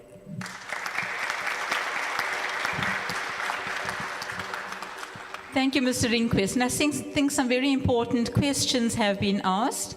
And speaking of questions, Prof. Puth has been trying to remind me constantly, and I'm not looking at my phone, is that you need to also post your questions using, am I right, Prof. Puth, the Slido app? And the QR code, which appears on the screen now, this is quite foreign to me, so I'm trying to get it right. And please post your questions and comments on the platform so that during the Q&A session, we are able to engage a little more on that. And I think Mr. Ringquist has helped us a little by giving you some questions as a starting point, which we will discuss at the Q&A session. But for now, let us welcome Professor Amina Peck, who is the chairperson of the Linguistics Department at the university. She specializes in linguistic landscapes, discourse analysis, identity work, and autoethnography. I hope I've said that correctly. Professor Peck will consider how the values of the university manifest in the pursuit of knowledge. How can academic leadership, research integrity, and innovative teaching embody the UWC way while preparing students to be ethical, critical, and engaged citizens. Thank you, Professor Peck. Thank you so much. Thank you. To begin, let me say that I love this institution. I started here 23 years ago as a student, but it was actually in 2019 when UWC invested in me with time and money and resources, and I went on a neuroscience mentoring and coaching course, which I have used to work as a chairperson of my department, but also the chairperson of the most loved committee here on our campus, the Humanities and Social Sciences Research Ethics Committee, and I've also used it in teaching and learning. So I want to begin by saying that this is not a self-aggrandizing platform, but I need to show you what happens when the invisible work of emotional intelligence regulation is put into effect. So I'm going to be drawing on 3 bodies of knowledge and experience. The one is at departmental level, the other one is at the level of the committee, HSSREC, and the other one is in teaching and learning. Okay, so I was handed a department which was called fragile. It was described as fragile, and it was, because we had just come out of an external mediation which left our colleagues feeling distressed, with a lot of mistrust. The corridors were hollow, and the postgrads were walking around aimlessly. Fast forward to 2025, we have now won the best department in the Faculty of Arts and Humanities for 3 years running, which we are very proud of. Thank you. But what the invisible work that I want to explain here is that on day one, there was the hard conversations, roles and responsibilities.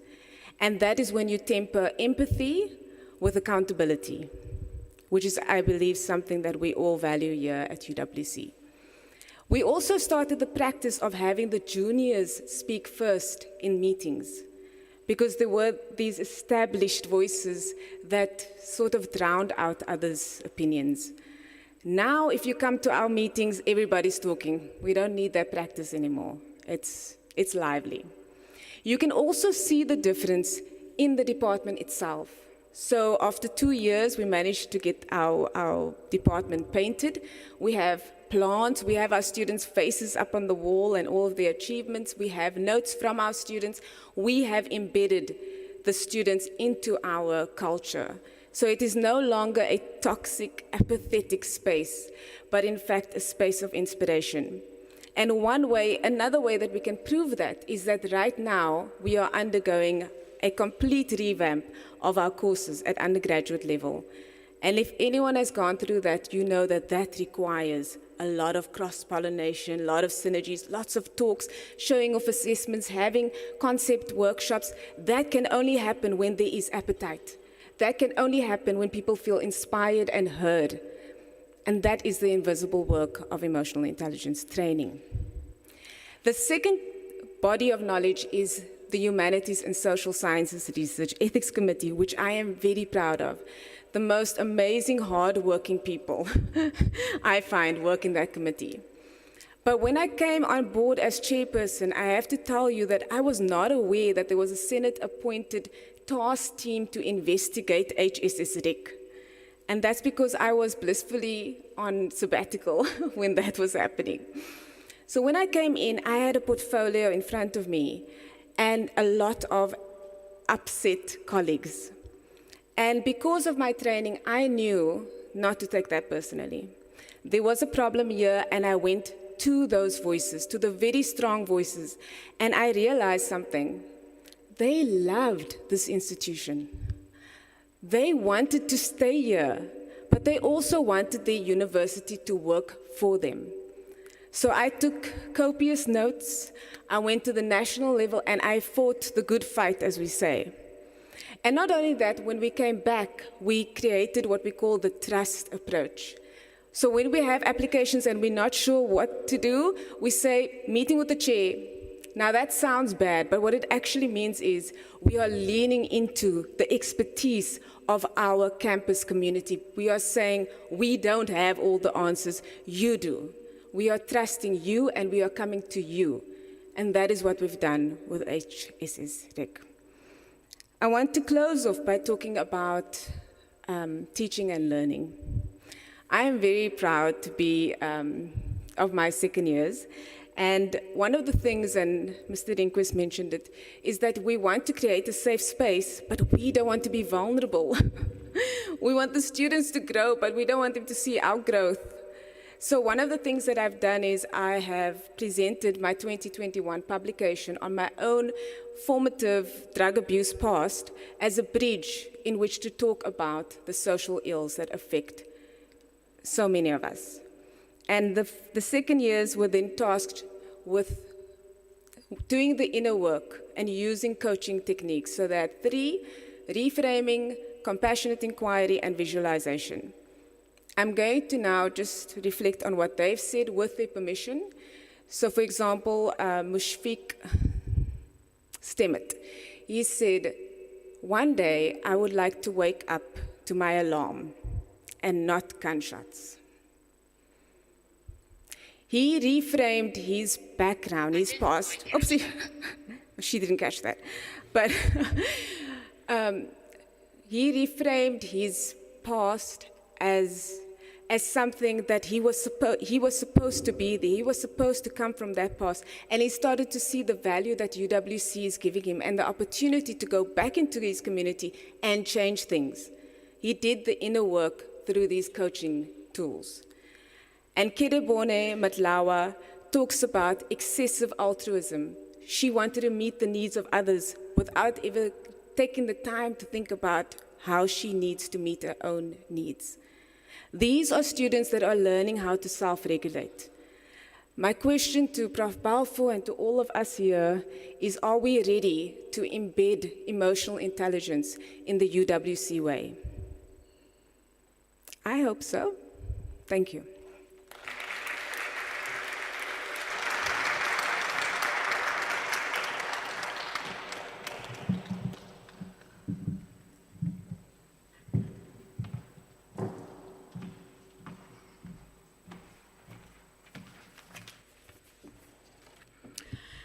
I think a very, very big round of applause for all our speakers on stage. It was an absolute privilege actually listening to such diverse perspectives and from such informed spaces with people's own experiences coming to the fore. So thank you very much for that.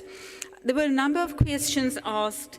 And I think when we look at responding to these, we need to think about what each person's own lived reality is in terms of being a part of UWC. And when we talk about the invisible staff that come in at night and leave in the morning before we are here, as Prof. Isaac spoke about in his experience abroad. Is that something that we experience at UWC, or do we believe that we actually do things differently here? And are our beliefs actually in line with the reality of what's happening? And I think these kinds of critical questions that we need to engage with, either privately or with colleagues, will take us to what I think the common theme that I picked up here this morning was, yes, we are, but what does it mean in terms of becoming?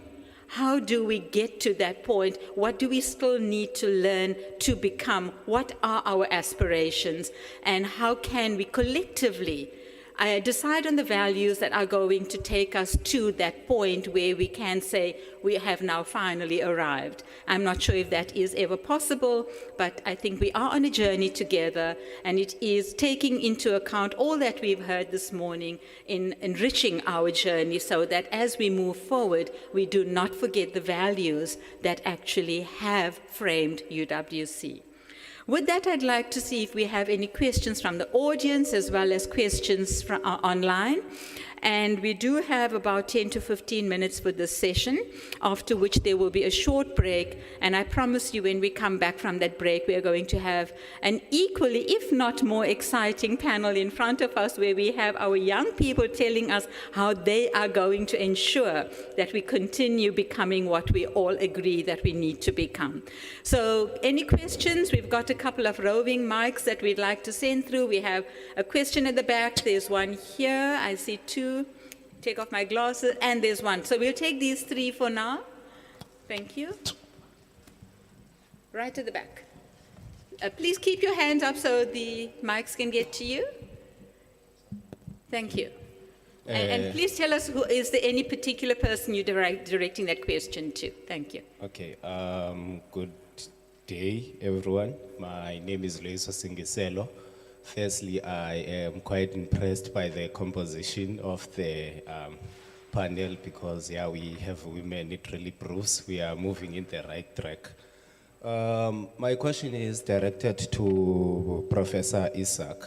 I wanted to ask, how do we move from the narrative of institutions of higher learning being institutions that are against students and communities?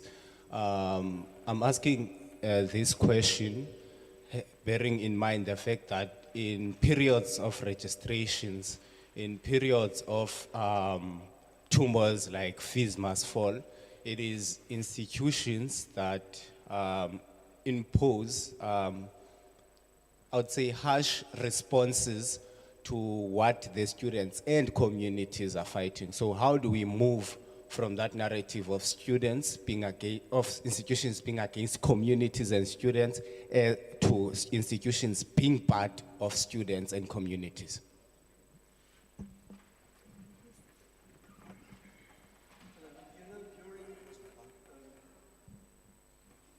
Is it on? Yeah. You know, during the earlier years of this, of the 70s and in the 70s, one of the very interesting things at UWC was that I think the name of the student organization was ASASO. ASASO was the dominant student wing of the mass democratic movement. One of the very interesting positions that ASASO took was that none of its senior leaders on campus should serve on the SRC. And the reason for this was that when they serve on the SRC, they become aware of the challenges facing the university and the university's leadership. The challenges of budgets, the challenges of pressures from the state, the challenges of managing student demands, and so on and so forth. And these student leaders were seen by the rest of the organization as getting contaminated by their experience, by their exposure to the problems of the university and running a university that they didn't want to be aware of. So one can understand that dynamic. And the other dynamic, of course, is that the students have been accepted in theory. And now they want to be at the place where they have been accepted. And it's a difficult tension between the fact that there is a point in a classroom where the amount of people there simply means that nobody gets taught properly. Nobody gets any decent attention. There is a breaking point. There are breaking points with finances. So this on the one hand, and on the other hand, the very genuine feelings of students that we are entitled to this. And I'm not using entitled as in the bad way, you know, as the sense of entitlement. I'm not using it in a bad way. I'm using it in the sense of the doors of learning and culture shall be opened. And so it is a difficult period for universities and for those students. I'm really sorry, man. I don't have an answer for you. I was just thinking that I'm risking just waffling and waffling. I'm sorry, bro. I'm sorry, bro. I don't have an answer for you. I'm sorry for wasting your time. Thank you, Prof. The next question. Thank you. Can you hear me? Hello? Okay, thank you. My name is Kanyisi Banzi. Actually, I'm Kanyisi Banzi, nevertheless. I am also currently a lecturer at the university, but I also started as a student and a student leader. And while the team was speaking, and I just was thinking about, I've got some phenomenon in my life. I always get in trouble, generally, like in at home, with friends or whatever. So and I tend to blame it to UWC somehow. A lot of the time, from the time we've joined the university, we've always been very active. We've been trained by UWC to be active people. You'll find, with friends, we'll be going, no one will speak about something. Then I tend to find the need to go and speak about that, and I get in trouble. I don't know, and I was hearing Prof. Esak speaking about being an activist. I sometimes also like to call myself also somehow, maybe slightly as an activist, because, and I think it becomes very important. Perhaps my question is, as an activist, should you worry of being in trouble? Because especially in relation to standing up for justice, standing up for transformation or whatever, because a lot of the time, it is much easier to just keep quiet and sit down and allow things to pass.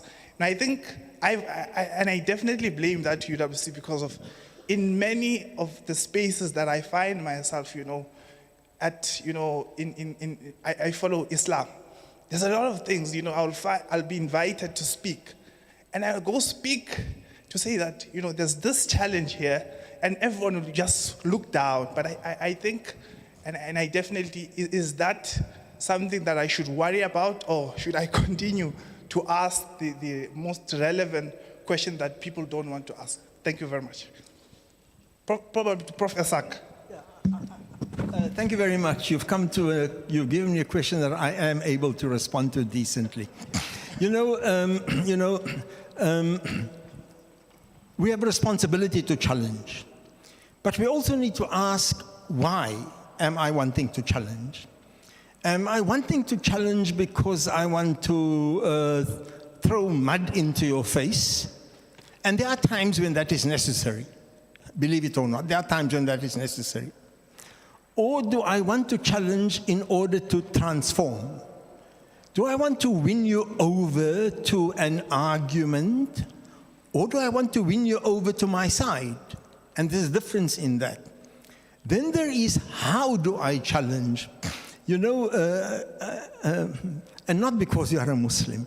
But in the Quran, there is this titanic battle between Moses and Pharaoh, as you find in the biblical accounts.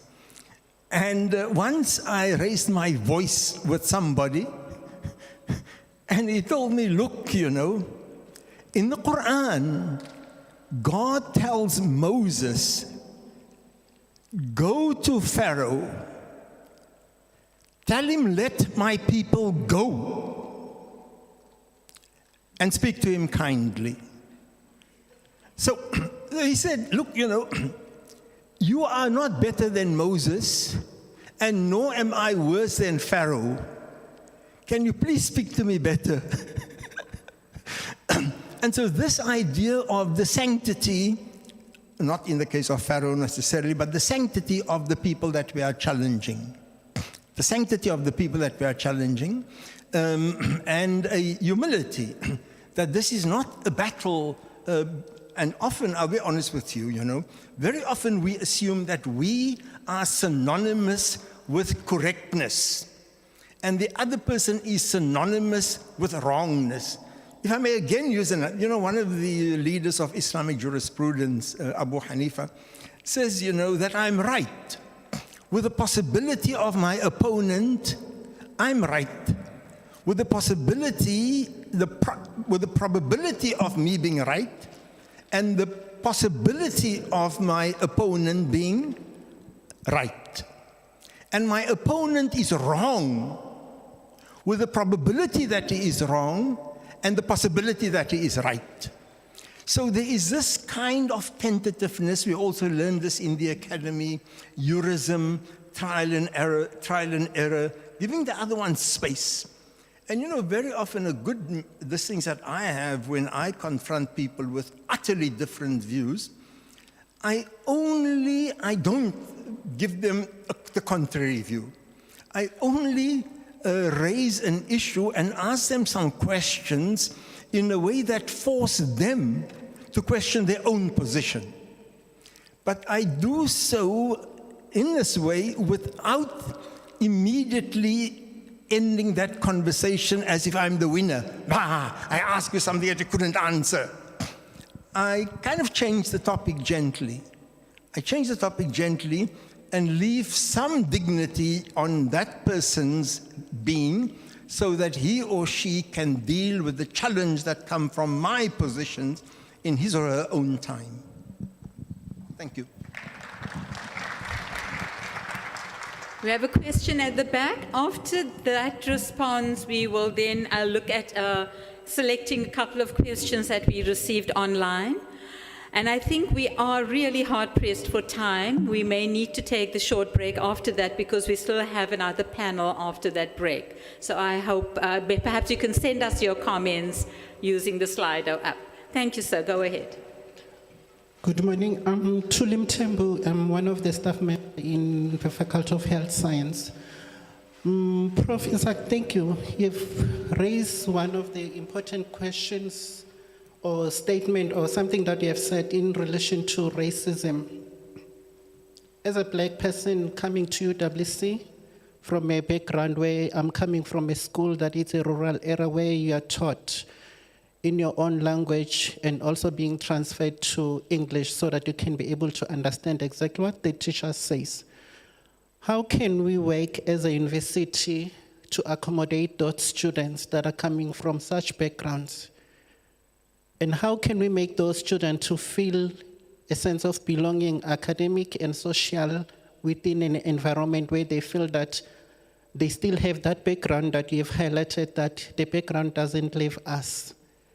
How can we make the culture of the university to accommodate the student, especially at the time when now the Department of Higher Education and Training speaks about the language policies that we need to change, especially in UWC. I've seen some of the things that I've highlighted, that we need to embrace some of the languages. How can we do that as a university to address the issue of racism?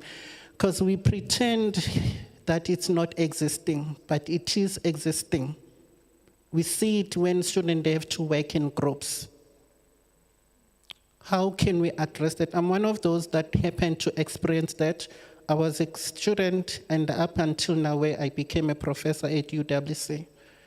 The reason why I came back is because I wanted to help some of our black students to feel that they are belonging within UWC. How can we make them to feel that they belong here? Thank you.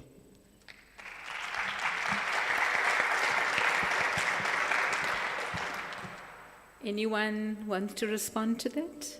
Prof. Skitter?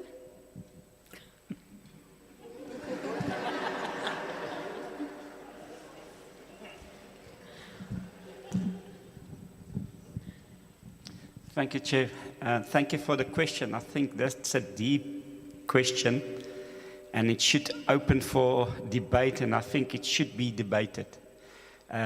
It's not a question that I can answer in one sentence or in one session, and I think, Prof, you've talked about it, about the boss, AD boss, and I can't remember something about you can take somebody out of the bush, but you can't take the bush. And I think that is a deep-rooted, we make jokes about it. And I think we might, joke around with it, but I think it's deep-rooted.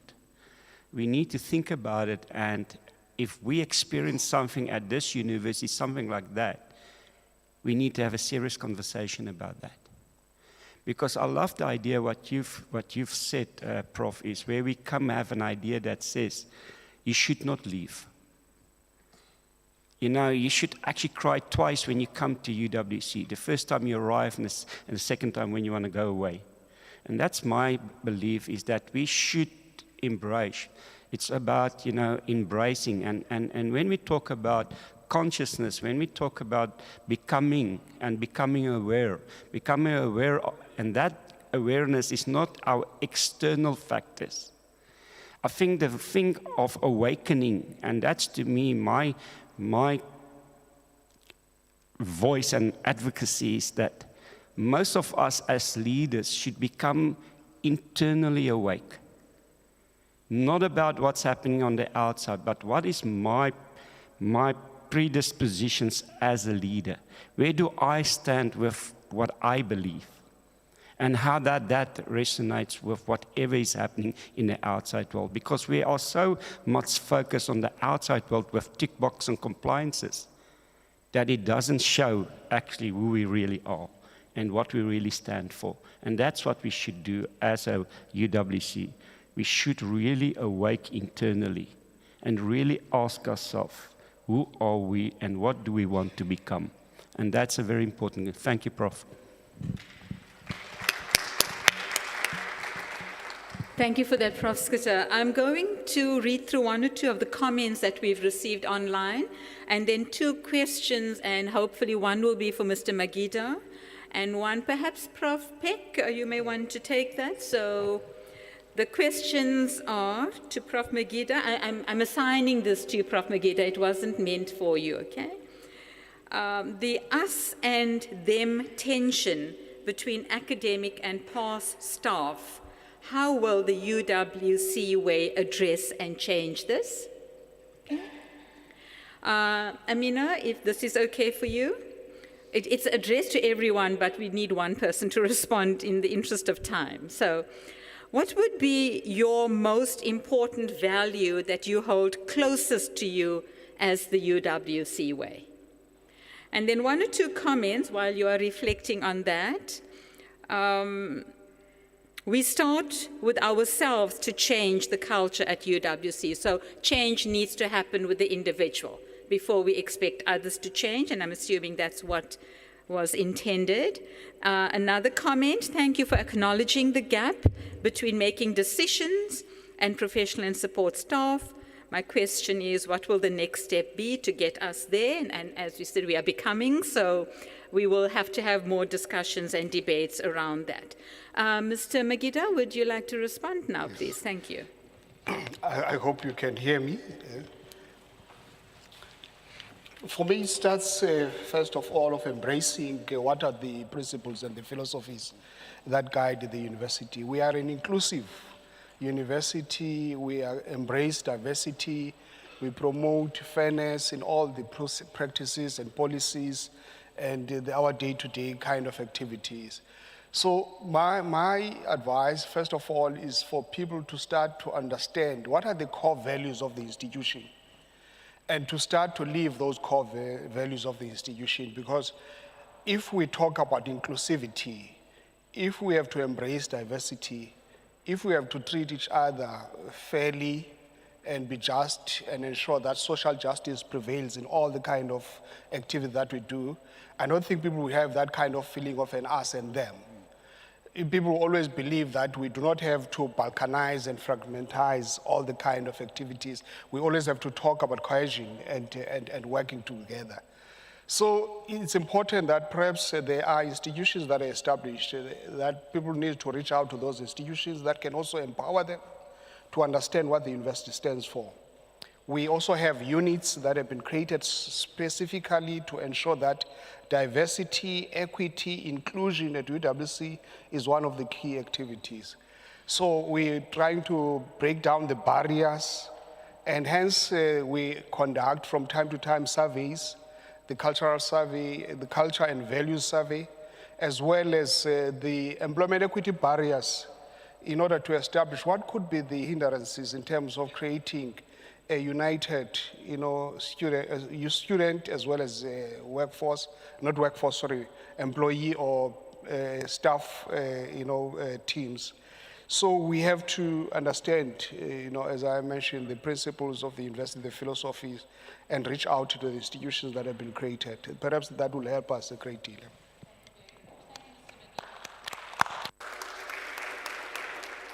Prof. Beck?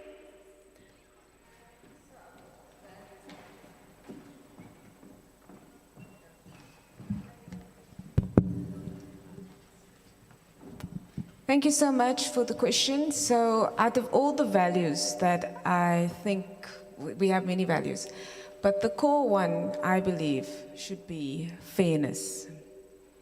It should be fairness because when there is fairness, there is transparency, there is accountability.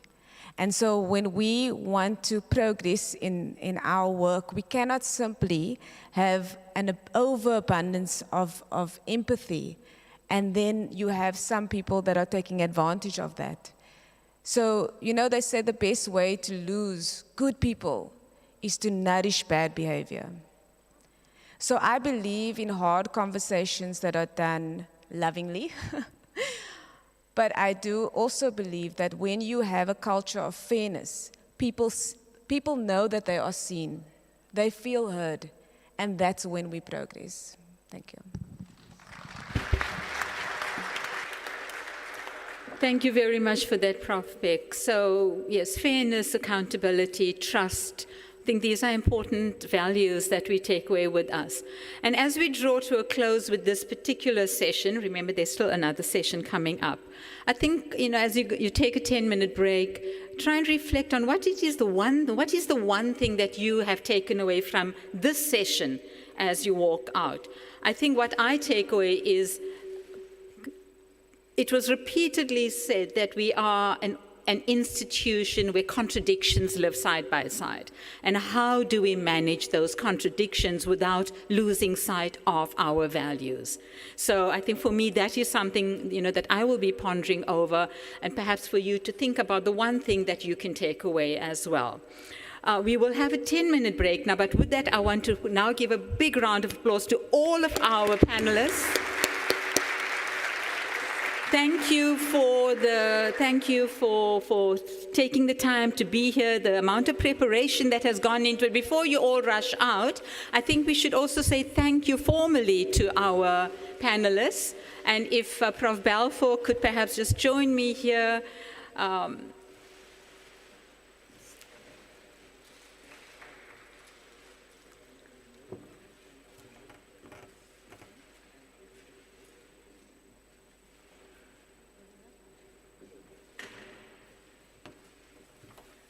Prof. Isak, would you like to join us in front, please? We'd like to say thank you. I'm hoping there's something to say thank you with. I'm hoping. I'm looking very expectantly on that side.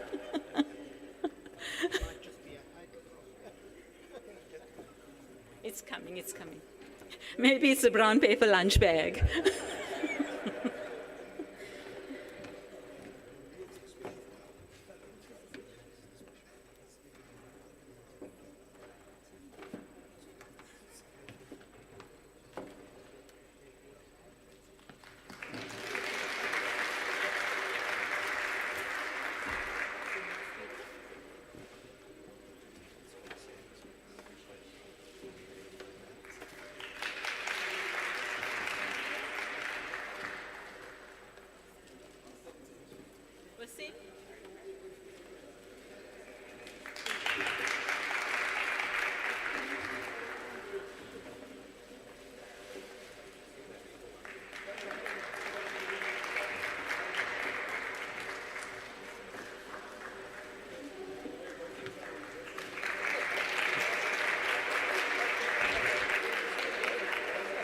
Please do not go back to your offices. It's the first time I'm saying that. Don't go back to your offices, okay?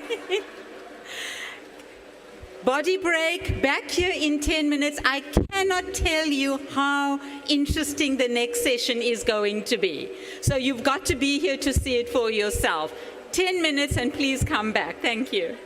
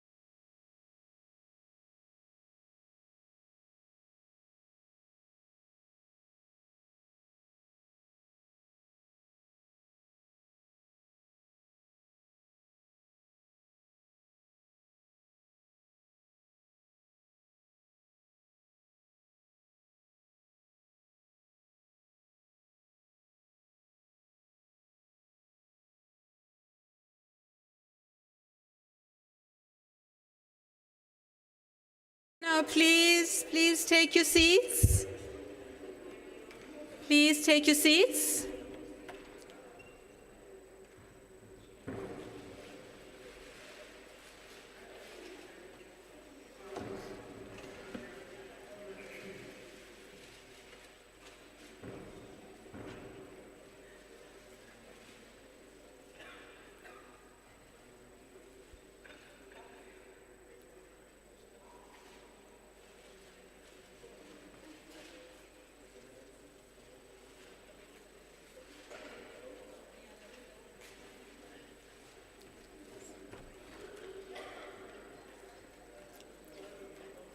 Colleagues, we'd like to begin, please.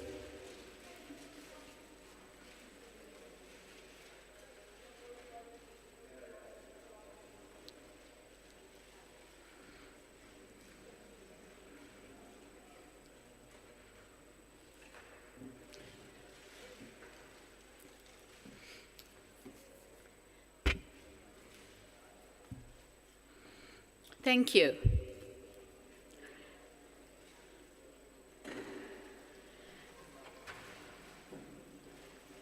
These campus dialogues are spaces where we can think honestly about what our historical identity as a university of the intellectual left means in the present moment, when the pressures of managerial culture threaten to flatten our critical thought, and when our own practices may not always live up to our ideals of justice.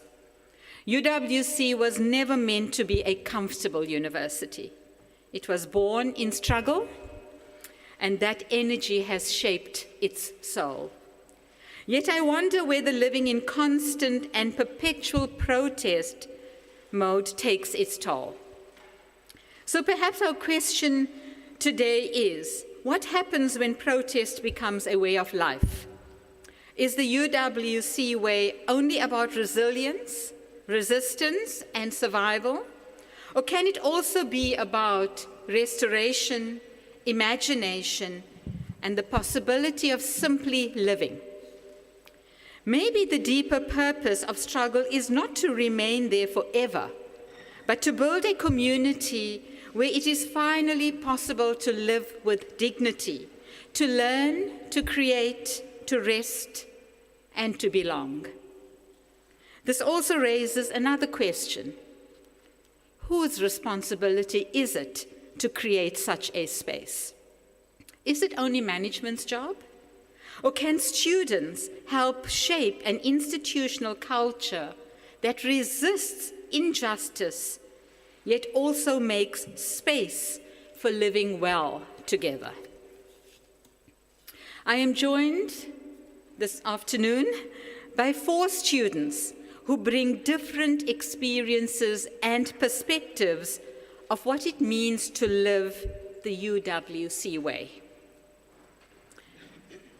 We have Zanele Mbulali, an undergraduate student and a member of the Faculty Council of the Faculty of Natural Sciences. Zanele, you want to put your hand up, please? There we go. Blessing Songtang, a postgraduate refugee student from Cameroon and part of the MasterCard Foundation Scholars. Blessing, wave. Azanya Simtandile Tiali, a PhD candidate and a former SRC president. And last but not least, Sadiq Daniels, an undergraduate student and disability rights advocate.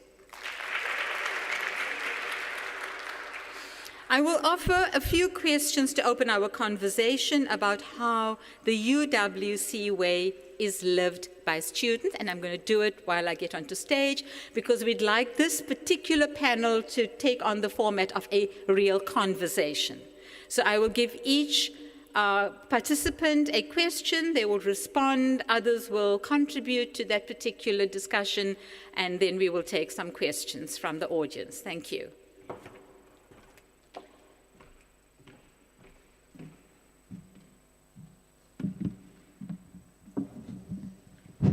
Zanele, I'm going to start with you.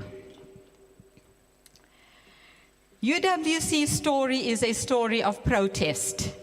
Generations of students have refused silence and insisted that learning must serve justice.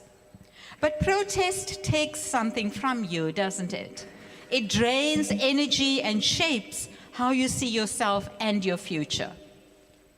When you think about the UWC way, do you see it as a culture that must always live in protest? Or can it also be one that learns how to live, to rebuild, to rest, and to care? How might students help to build a campus life that still resists injustice, whether in South Africa or in solidarity with Gaza, but is not defined only by resistance? What would it look like if the UWC way balanced courage to oppose injustices with compassion for the self? Or is self-compassion a luxury we can't afford? Zanele, over to you. Greetings, everyone. Thank you for the question, Registrar.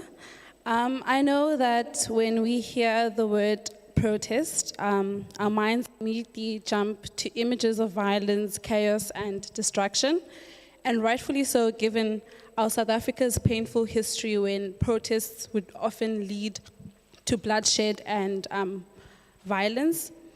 But if we take a closer look to the culture or the UWC way of protest, we see something entirely different. I am a proud second-year student, and I've witnessed and I've been part of several protests, be it at res or on campus. And what I've seen is not violence, but unity. Not chaos, but courage.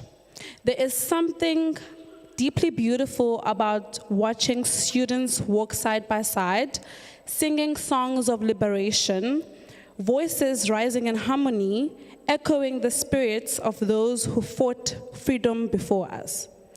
It's a living reminder that protest, when rooted in purpose and solidarity, is not destructive, but it's powerful. This is culture that has never taken anything from anyone. Rather, it has given so much. It has opened doors, created opportunities, and paved the way for many of us to be where we are today. It's a culture that should not be silenced or changed, but rather celebrated. At the mention of Gaza, I actually immediately thought of our graduates when they walked across the stage, wearing robes adorned with the Palestinian flag, proudly declaring Palestine as they're walking up on stage in their moment of triumph. That too is protest, but it's a peaceful and a powerful act of solidarity. Even in their most personal moment of achievement, they chose to share their thoughtful and spotlight with those suffering injustice. And that is what UWC community is. It's a community that does not only fill its own cup, but also pours into others without running dry. And as a science student, I can't help but to think of a scenario in that a battery cannot generate power without resistance.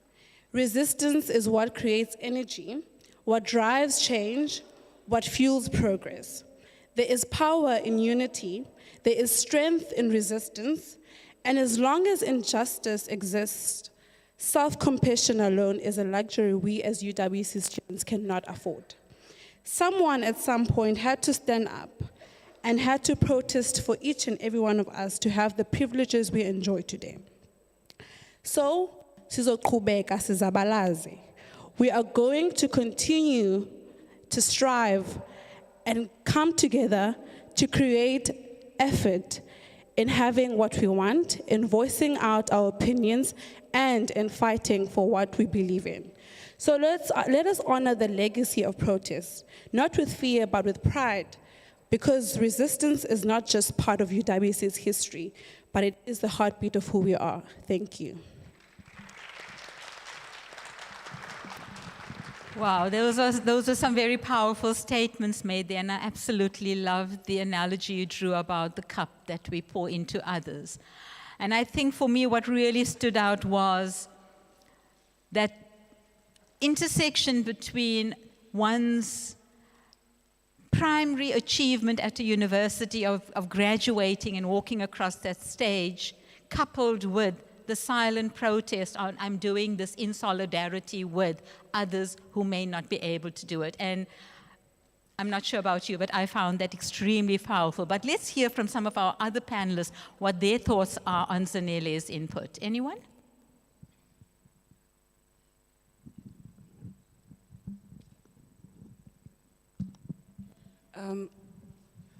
Okay, I thank you so much, Zanele, for that. And I think I also like the example that you make, because I'm constantly reminded of the university and the space and the type of space that it is, you know, as it emerges globally and even at a national scale.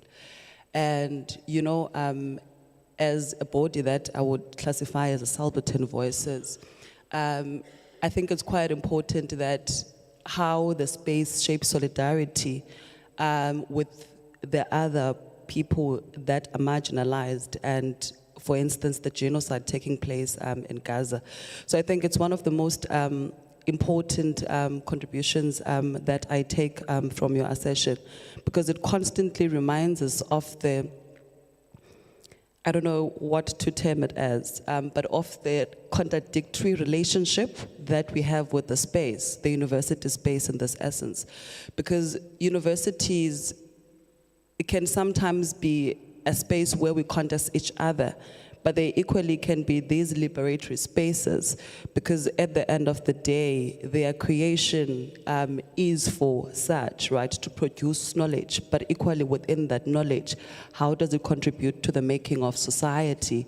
How does equally, through that knowledge, do we even connect live wires through solidarity within other colonized borders? The case in point would be Palestine, so I really appreciate that. Thank you, Azania. Do you wish to make any comments on that, or are we okay? No, thank you. Okay. Thank you, Zanele. We then go on to our next question, and then we have Blessing who's going to respond to this. So Blessing, from your perspective, where does UWC already feel like a community of belonging? And where does it still echo the hierarchies and exclusions that exist beyond campus walls? How can the UWC way turn solidarity into a daily practice in classrooms and residences so that everyone, regardless of where they come from, can participate fully in this shared project of justice and hope? Thank you, Blessing. Thank you very much for the question, and greetings, everyone. Please answer, it helps. Okay, let's try again. Greetings, everyone. Hi, thank you. Okay, my name is Blessing. I think we know that already. I'm a refugee student originally from Cameroon. And my journey to UWC wasn't just crossing physical borders, but also crossing language barriers, culture, and identity as a whole. And it actually meant trying to belong in a new place that holds both hope and challenges. And I would like to say that when I first got here, what actually made me feel at home wasn't the slogans on the wall or the policies. It was the small moments. It was the little things that actually made me feel seen, or made me feel like this is a place I want to feel comfortable in. And I want to bring up one of those little moments, which is when I started my classes in March, when I started my honors. That was in March, and it was really cold at the time, especially for me.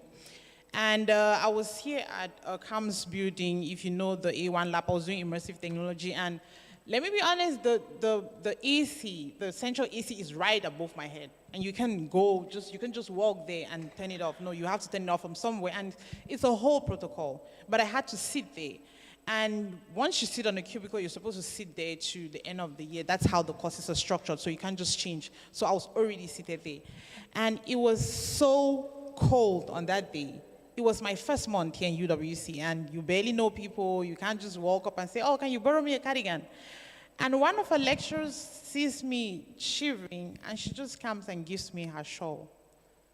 And I had it on for the whole day. I only gave her back at 5. Her name is actually Aisha. Now, I've never forgotten that moment. For once, it was my first month, like I said, and it actually made me feel like they see me, not as an asylum seeker, not as a refugee student, but as a person. And it has stayed with me throughout my time here. And it actually brings me to say that in the middle of all this, I do appreciate that not only students realize that another student needs help, even the staff does that.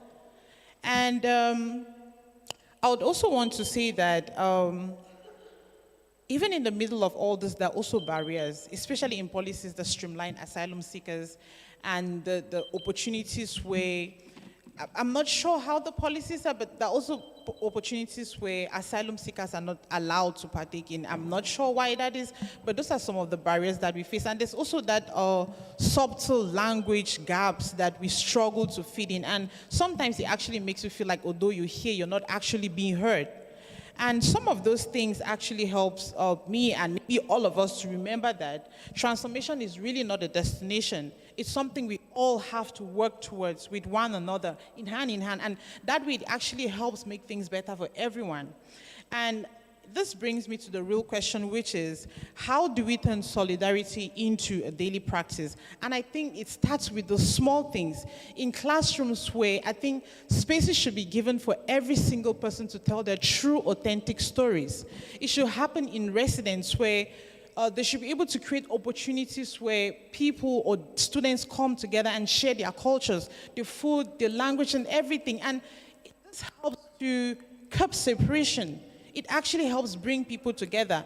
And I also think this should also go in policies where some of these policies, when we look at them, you remember that behind every student number, there is a human first before a passport.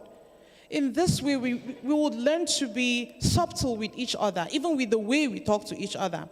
And this has actually also helped me to remember an Ubuntu quote that says, "I am because we are." To me, this is the UWC way. I mean, I'm trying to find the words, but it should be a privilege for every single person, not privilege that being kept aside or sidelined for a particular group of people, but it should be for every single person. And this sense of belonging would help UWC realize that you're not only teaching transformation, you become the transformation. And I'll take this last moment to say that the UWC way is not just a slogan, but a conscious decision or a conscious choice we wake up and we make every day to stand for justice, to practice care, and to create a community against all odds that actually looks out for one another. Thank you.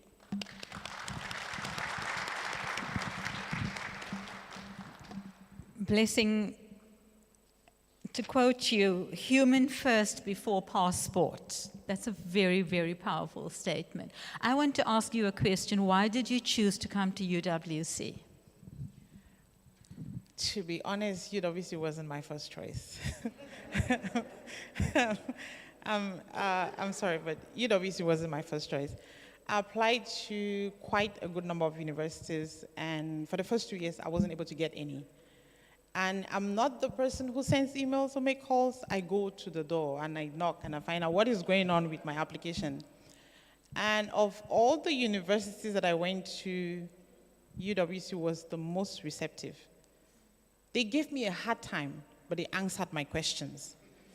Yeah, I'm being honest. I think if you ask me Zulfa, she will tell you I'm the student who sent the highest emails in the year because I wanted admission.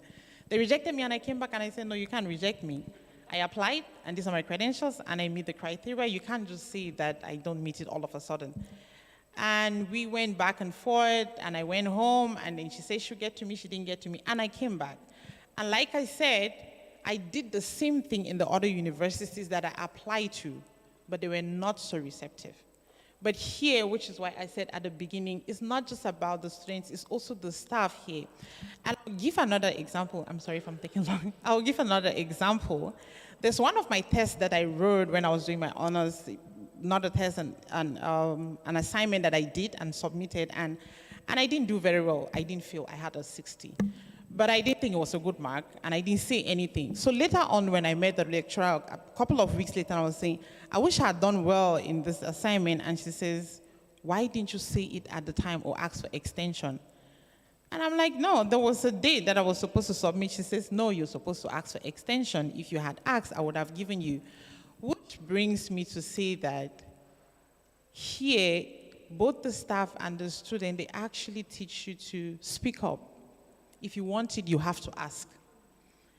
It actually encouraged me to know that you can't just sit back and expect things to change. And it's the same thing with what is happening here today. The fact that UWC is giving everyone a chance to say, this is the change that I want. This is the effort that I want you to make. I mean, it's actually very encouraging. So to answer your question, UWC was not my first choice, but they were so receptive that I felt like this is actually where I want to be. Thank you. Thank you very much, Blessing. And these are the stories we don't hear every day. And it was important for us to hear this. And I think my takeaway from your contribution is UWC reflects in these little exercises its humanity. And yes, we are not perfect, and there are many ways in which we need to improve and get better, but we are not bad. And I think that's a message I am getting from you, and thank you for that. We now move on to Sadiq. And Sadiq, your question is, you have challenged this university to see that inclusion is not only about adding a ramp or writing a policy. It is about recognizing the different ways that people move, learn, and engage. If the UWC way is about care as much as critique, what would it take for accessibility to become part of the fabric of campus life? Not an act of charity, but an act of justice. How do we ensure that when we talk about transformation, we are also transforming the very spaces, systems, and assumptions that quietly exclude people from full participation? Thank you.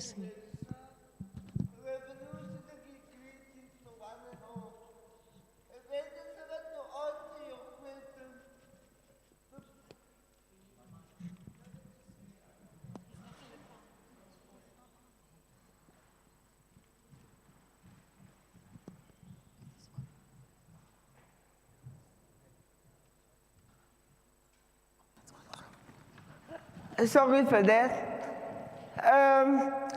To answer your question, inclusivity doesn't mean that if you got a ramp, there's a homely environment. I remember my first time coming to UWC. Now, when I interact, when I come to an environment, I first check the ground strokes and how are they. That tells me a lot about the environment. Okay, I asked one of the traffic people, where is the disability unit of UWC? They unapologetically greet me with a smile on their face, and they personally guided me to that. That says a lot. Secondly, when I entered the disability unit, they received me with an open heart. That says, that told me, UWC, as this is my home. Because coming from a special needs school into a university environment, I thought to myself, what it is pursue of me to come. Because you must remember, in a special needs school, we have everything. We have when I entered the university, I felt like, wow, this is such a big burden. Where am I finding myself? But through the help of the disability unit, I felt it love and the care. Like, due to my disability, I can't write, but through the disability unit, they gave me a recorder to record on my lectures, and the lecturers come to me after class and tells me, is there anything that we can do for you? The disability unit prints all my notes, but when I started at university, I had a bit of an issue. He was in the bathroom. Then I struggled and I strived for the first few days.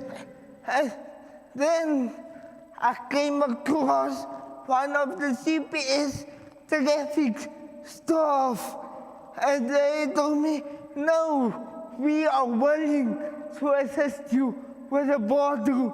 That says a lot about the UWC way of life and the caring environment.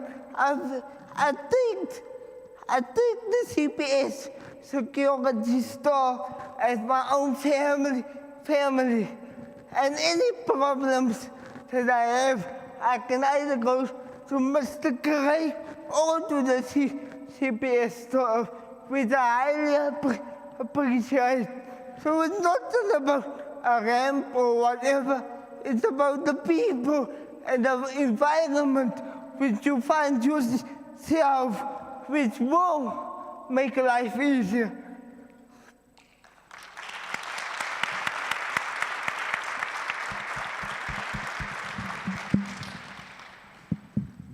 Rector, the students have spoken. It is about the people. It is the people that make the place. And I think this example that this ethic of care permeates across everyone who is associated with UWC. It's not just the lecturer in the classroom that presents a shawl to a student who's feeling cold. It's not only the security staff that says, ask me, I will help you. I'm happy to help you. No one sees it as, this is not my job. And I think for me, that is what culture is about, is this ability to extend yourself into whatever the need is on your doorstep. And thank you, Sadiq, for sharing that with me. But let's see if any of our other participants would like to add to that particular experience.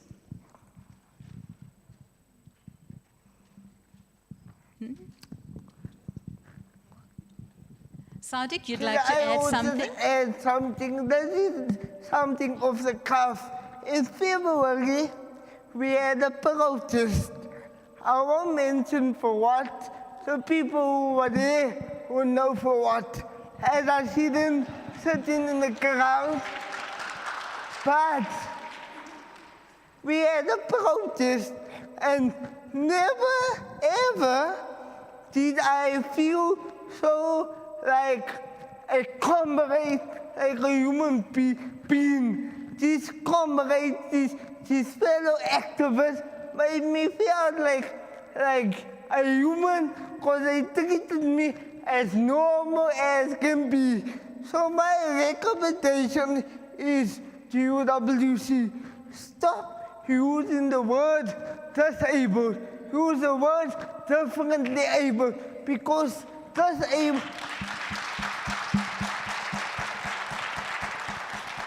disabled means I can't do anything for myself. But differently able means I can't. There's certain stuff that I can't do, but I can do things. So be more inclusive in that way. That's all. Thank you.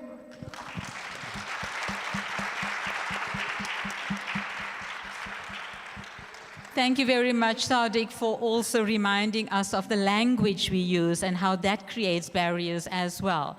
And an important point that Sadiq made to me yesterday was that I see myself as a differently abled person, and the university has been very progressive in the support it provides to me. Yet, Prof. Madiba, the unit is called the Disability Unit. So perhaps it's something that we'd need to take back and see how that can change as well to align with this level of progress we talk about. Thank you very much for sharing, Sadiq. Thank you.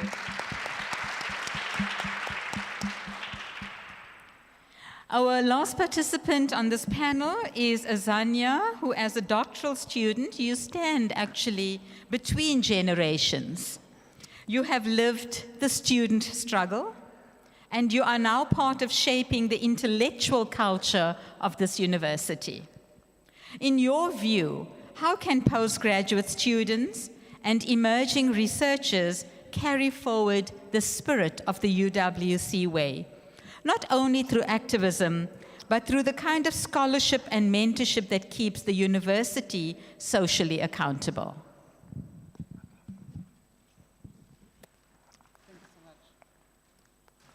Thank you so much, Registrar. I think it's really going to be difficult for me to speak after Sadiq's contribution. But let me first greet the Chancellor and my colleagues, as well as my father who's seated there.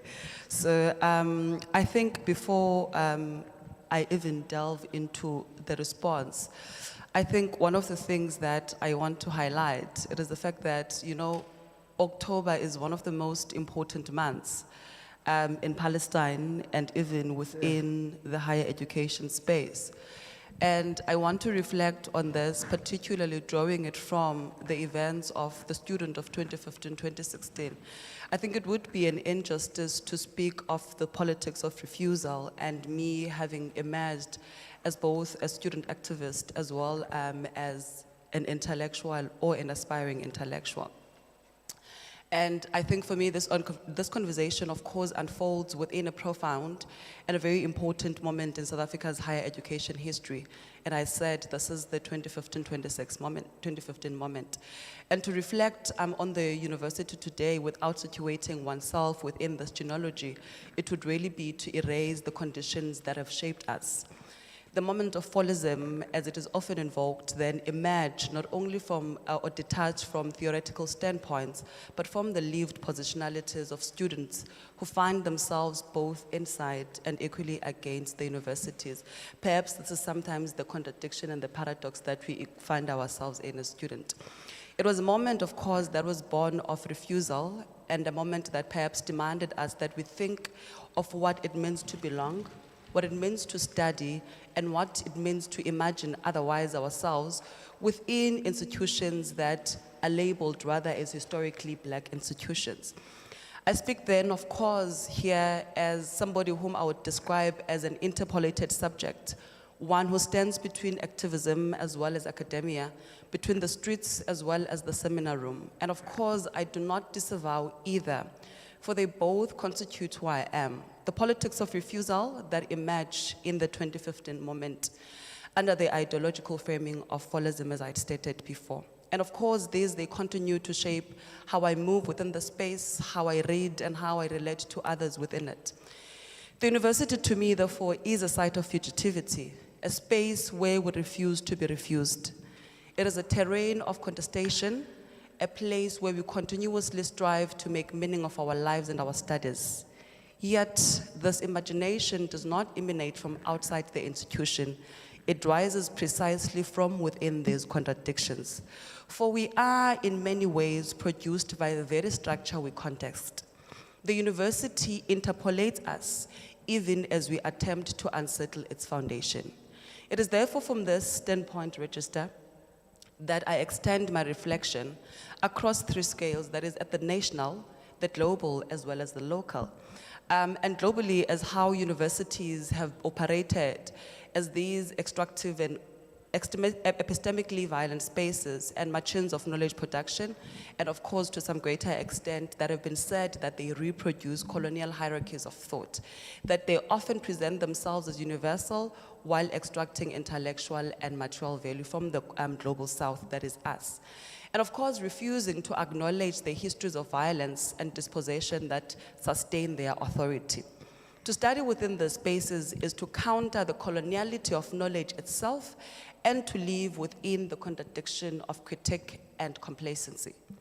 At the national level, the story of South African universities is one that is racialized by designs, as I had stated earlier. The divide between historically and white universities was never merely an administrative, but rather it was very much rooted in ideological as well as epistemic framings. It structures whose knowledge mattered, whose language were legitimate, and whose bodies were made to serve or to think. And within this landscape, the University of the Western Cape, it therefore occupies quite a distinct place, born out of apartheid attempt to contain black intellect, yet transformed it into a site of radical imagination and resistance. UWC's history is therefore inseparable from the history of struggle in South Africa. It has been a crucible for intellectual and political transformation or decolonization, whatever you want to implore currently. I'm reminded, therefore, of figures such as Rhoda Kadali, who walked so that we could fly, and figures like Dula Oma, who carried its moral and intellect energies into the public service.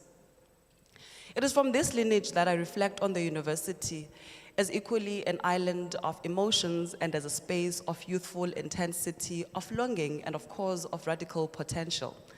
To study at the university, it is to inhabit that tension between discipline and desire, between structure and, of course, insurgency.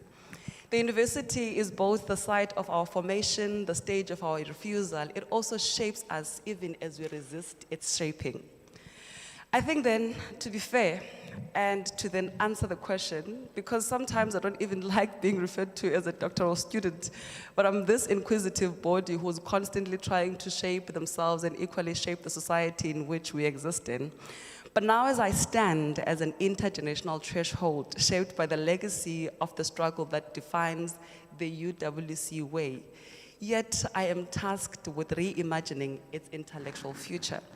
In this liminal space, I often tend to Fred Morton, the notion of undercommons.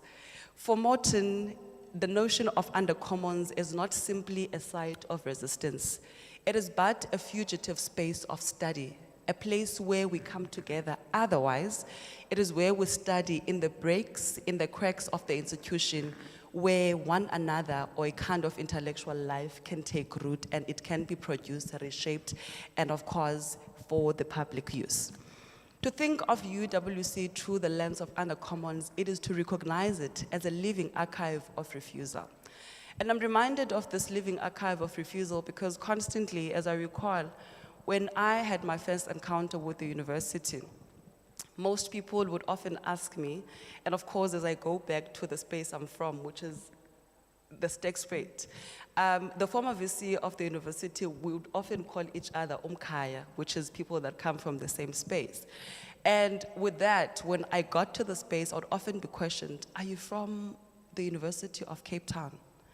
And constantly, I would have to pause and think of a creative way that not only is it going to be representative of me as an individual, but a creative way that is going to speak of the space that shapes me, to speak of the space that contributes to my intellectual upbringing.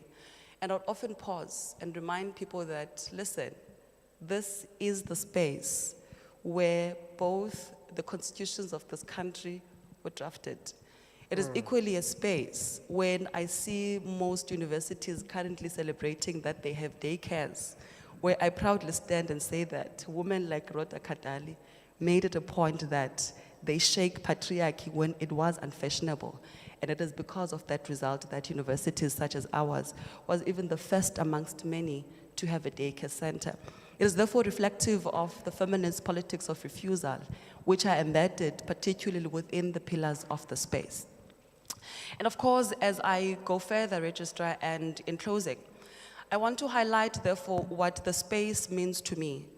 And I'm reminded of James Baldwin, who reminds us that the obligation of anyone who think of themselves as responsible, it is to examine the society that produces them. For me, that responsibilities begin here with the university that produced me. To inhabit the space fugitively, it is to love it critically, to refuse its violence while nurturing the commons with it. The UWC way has never been about producing graduates alone. I want to reiterate, the UWC way has never been about producing graduates alone. It is about producing communities of study.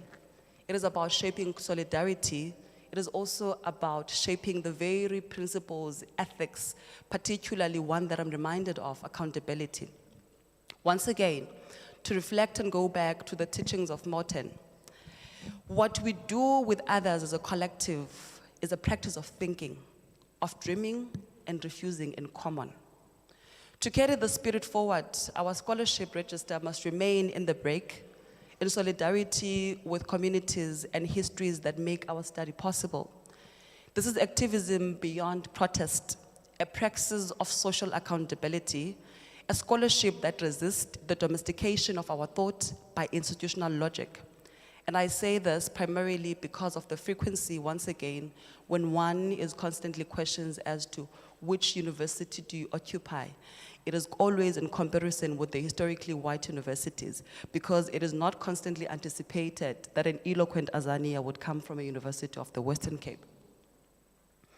As an emerging researcher, therefore, I think we must therefore resist the seductions of individualism and academic elitism. Our task, it is not to assimilate into the university, but inhabits its features to write, to teach, and equally to mentor in ways that settle complexity and inequality.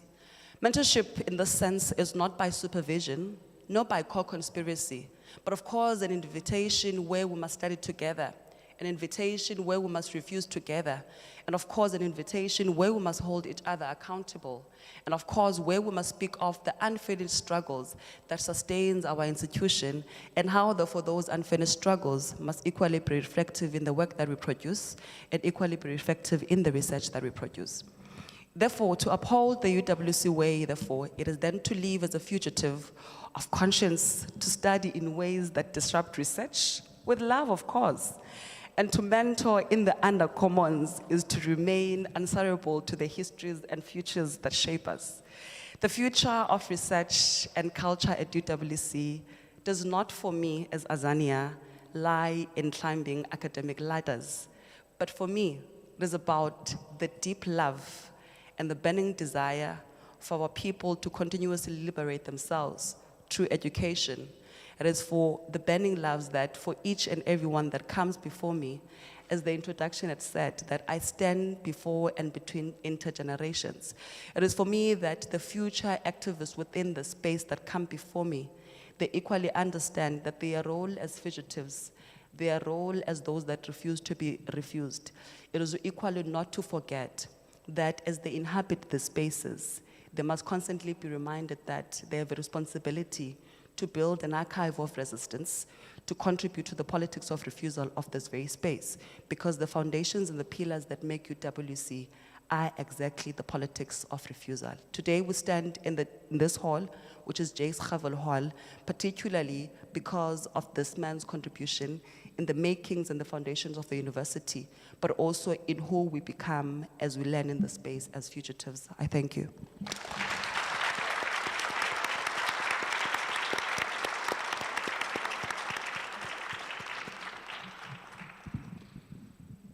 What do I say to that? I'm struck by, again, my point earlier about my take home is the contradictions that we live. And there's so many that you highlighted, Azania, and I tried to make notes as you were talking, but I didn't want to also lose what you were saying. And you talked about how this is a space of contestation, yet creativity. And it is the spaces, it is the things that we actually contest here that allow us to grow. And that, again, reinforces what the rector was saying earlier about us not becoming stagnant, but being able to grow out of enriched soil. And it's such an evolving space. And when we talk about culture, I said right at the outset that everyone that is associated with this university creates the culture collectively. So as students, you are co-creators of this culture as well. And that creating, again, speaks of the becoming. It does not stop, it does not end. Because in terms of becoming, we become better and better at what we do, and we learn as we go along. You talked about UWC being born to contain the intellect. And yet when I look at the stage alone, we have intellect in abundance. So they have failed. Fairfoot must be turning in his grave right now, don't you think? But let me also keep quiet. Let's hear from the other students. Is there anything you'd like to add to Azanya's contribution? I love the fact that you mentioned that people automatically assume that you come from UCT. Because it is like that, you know. I go to university in Cape Town. Oh, so it's UCT or Stellenbosch because it's dominated by white people. It is saddening because, I mean, this is an amazing university. I have learned a lot, and I think I'm still to learn a lot from the university. But it's just not only about academics. They just compare us with UCT, with everything, basically. So the other day I was on a call with my aunt, and then we're just talking about exams and that exams are approaching. And then she's like, yo, I saw your VC, the video, clock it, and all of that. And I was like, oh yeah, he's very cool, hey? And then she's like, your people were busy talking on TikTok and Twitter saying that, oh, UCT and Stellenbosch most probably think this is AI generated. And I'm like, but why would they think of that? Like, why would they just automatically just compare us with them? And then she just went on about like how they've always been comparing UWs with the other universities and how their VCs are not as cool as yours and whatnot. And I was just like, they just need to stop because they can't keep up. They can never keep up. Exactly, they can't keep up, and I think we need to be reminded of that constantly. They can't keep up. Anything else that anyone would like to add? Any last comments? Yes, go ahead, Blessing. I have more of a question, and I just want to know what exactly is the reason why people would automatically assume that you're not from UWC? Now, I'm not just talking about you in particular, but I'm just trying to understand because is it that we're not advocating for the university enough? Is it that something is lacking? Is it like what is the reason behind why someone would look at you and just feel that you're not good enough to come from this space? Zanya, before you respond, I see Sadiq would like to respond as well. That you don't want to acknowledge that you come from the university. I think it's the perception that apartheid is planted in our heads. Because as we know, this was a predominantly black, and I don't like to use the word colored. I call myself black because so people still have the perception 31 years in democracy that black people is not good enough, and that's why the University of the Western Cape, the University of the intellectual left is not getting recognized, and we must stand up and resist against that.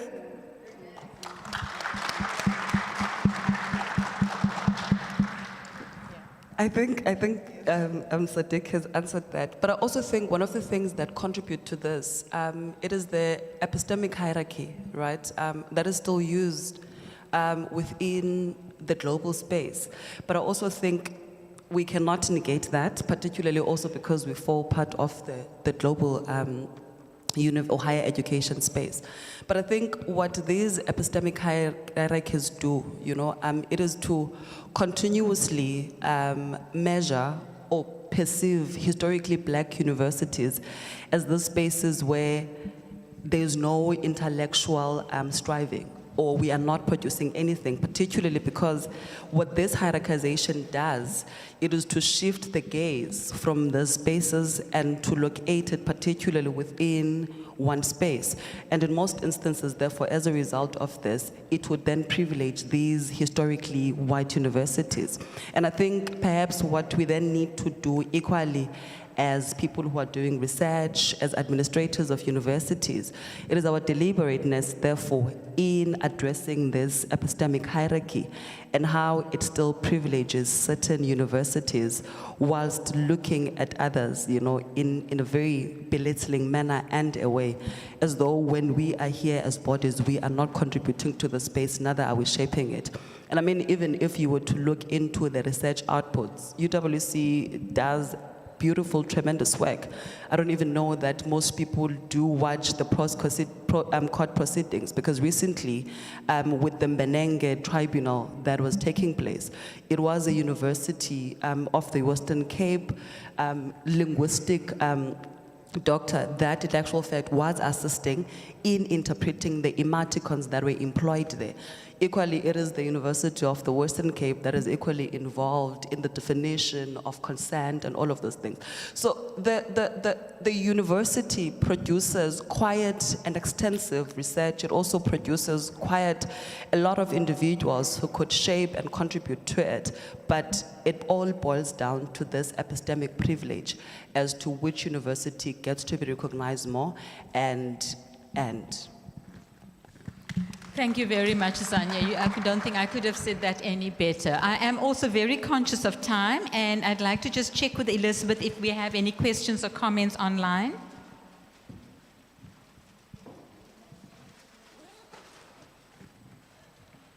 You don't have. Does anyone have access to the questions online?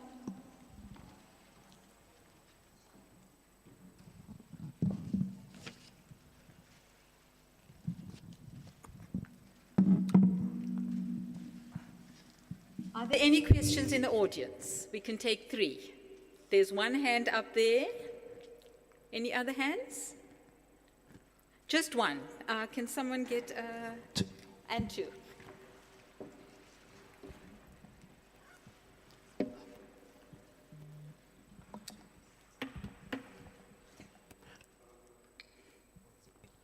Thank you very much for the opportunity granted.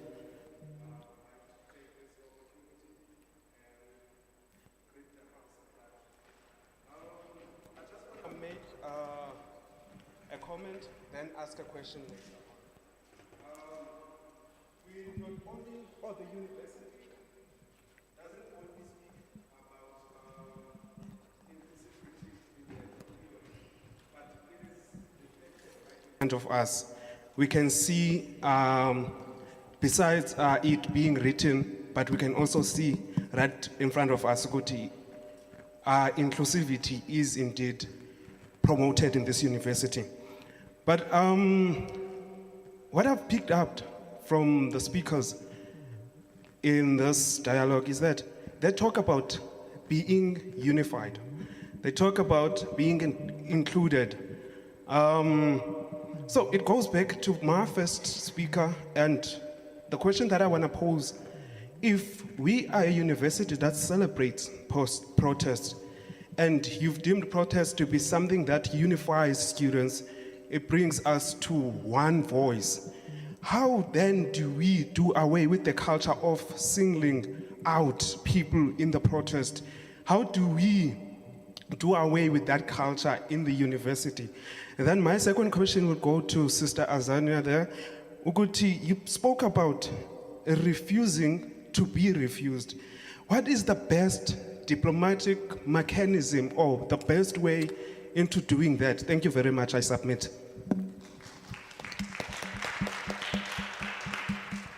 Thank you. I'm not sure if I'm the right person to be answering your first question.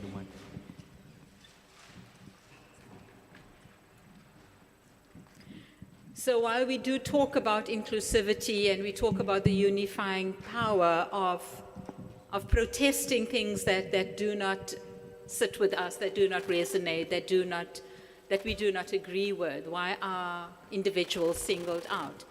I'm really taking a stab at this. Okay, I don't think I'm the right person to be answering that. But I suppose when individuals are singled out, it is about how do we protest to bring about change, but in a way that is still responsible and respectful. And when we look at what's been going on recently in the higher education space, how do we not bring down the very spaces that are meant to build us, yet at the same time have our voices heard and be given the right to have our voices heard? So again, it's that contradiction of are we being heard? And how can we be heard in a way that we are not going to be punished for doing so? And I suppose that also leads to a rather broader conversation and discussion about, yes, UWC has always favored protest. That is what UWC stands for. It is protest that brings about change in society. It is that turning point all over in the world. And yet we need to learn to do it in a way that still keeps in mind the need for this space for future generations, that we do not destroy it in the wake of protests. So I'd like to leave it there for now. Azania, your response to the next question, please. You were asking what is the best way to be refused. Look, I am not going to sit here and pretend as if I'm an expert of activism. I really am not. But I think what shapes then how I view things in the world, it is as a result of investing my time in reading. And I say reading particularly because through it, I've been able to understand as to what it means to protest within spaces that on their own can at a later stage punish you for speaking out. So it speaks to then how creatively do you go about, because I think as the register speaks of it, I think how creatively do you go about it, because I think one of the mistakes in most instances that we tend to do, and I'm reflecting this from an individual perspective, it is not across board. One of the things that we tend to do is to want to be individualistic when it comes to protest. And I think this is how we also get to be punished as individuals. I equally think, therefore, it speaks to how do we even speak to the disciplinary measures that get to be employed by universities and the spaces, right? Because as I said in my deliverance, the university is a space that shapes you. It is equally a space that equally disciplines you. To discipline you can take different forms. It would be to expel you of the university because at the end of the day, it must function and go back to its primary functioning, that is to educate everyone. But in hindsight, I think as student activists, we also have a responsibility in that we need to really invest our times in first liberating ourselves, so that the liberation of ourselves and how we even go about in the contestation of ideas can even materialize insofar as the fruits that we bear. Let me perhaps give you a drawback on this. Prof. Habib writes somewhere when he was reflecting on the student protests of 2015-2016, he alludes to how that moment particularly changed the whole discourse of the university. He says that, the students did something that they could not do for the longest of time, in the sense that they've been knocking at the doors of higher education, they've been knocking at the doors of the ministers, that is, to shape and speak to what was happening at universities. But at the time, he alludes to how they were unable, as the rectorates, to fix this because of their unwillingness, even of the state, the upper echelons, to listen to them. He says, even though the moment, to some greater extent, affects the university insofar as, the infrastructure that had to be rebuilt and so on, but it speaks of how that particular moment then even shapes and transforms some of the things that they were not able to transform for the longest of time. And I say this primarily because in that refusal to be refused, do you see that at the end of the day, it provided a chancellor with a room to reflect, to say that, what does willingness look like? Because in some instances, when students reach a point of madness, because protests are a point of madness, and a point of madness in the sense that when we perform black pain, which is our exclusion, we perform it through this madness. It would be banning of things and so on and so forth, right? So when we perform that madness, in most instances, when we are at the center stage and performing, the one we perform for does not necessarily understand because they occupy a position of merely being an administrator. Now, how do we then bridge the gap between the administrator, which is the management of the university, and the primary stakeholder, which is me and you, the students?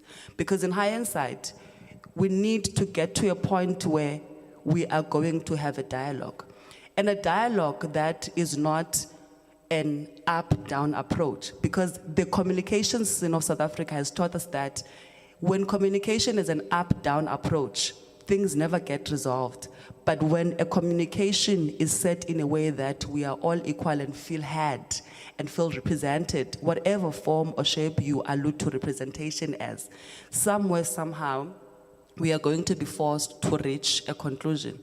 I'm going to tell you this, at some point, when we're protesting, one of the key things I learned, negotiation. You would go with a memorandum to the registrar. They know, majority of those people seated here, they know this. You would go to the chancellor and say that, look, we want you to fix the ramp there. He would say, sure, okay, we'll speak to, a council and all of those things in the budget. But when you are coming to the student, you must first start with this one that they said no to, because you're trying to drive a sense of madness and gauge the audience, right? But even with that tactic, also, at some point, it is going to come back to a point of what? Conversation. And this is how, therefore, you become tactical, you become creative in the politics of what? Being refused to be refused, but also being refused to not be seen in the space. So that is how I would answer that question. I'm not saying that it's a one-size-fits-all, it's something that students can do across board, but I'm just citing and using my own experiences as an activist and as a former activist, let's say, in higher education space, because I no longer protest. There's another generation that can do that for themselves, Thank you.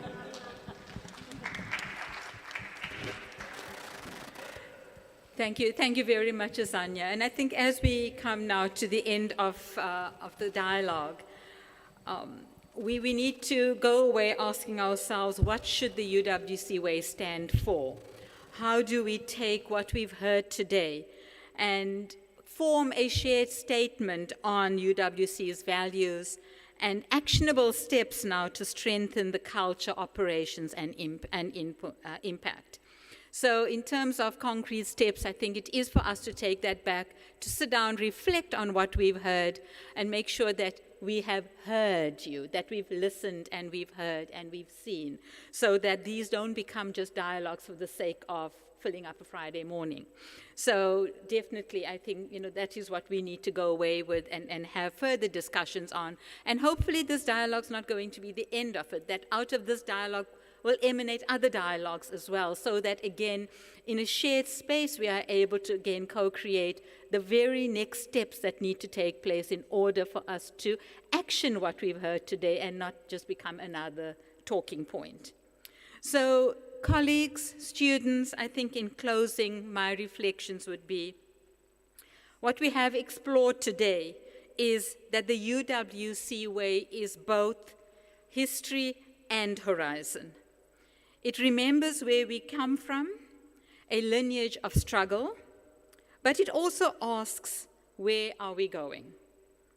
The challenge is to build a university culture that keeps its edge of resistance while nurturing the self-compassion and care required to live together and to learn together. As we continue these dialogues, perhaps the real question is this: how do we ensure that struggle leads somewhere and that it creates something new, so that the other world that author and activist Arundhati Roy says is possible can be a reality. Thank you very much. Thank you for being here. Those of you who have stayed, thank you for your staying power. And I'd like to call the rector back, this time with more brown paper bags, to say thank you to our panelists. Thank you, students, for being here, for giving up your time. You were amazing. They were amazing, weren't they? I feel so proud knowing that these are our students and that this is what the future looks like. I am filled with hope. I think our future is filled with promise. Please come forward one by one, and the rector would like to show his appreciation to you with a little token.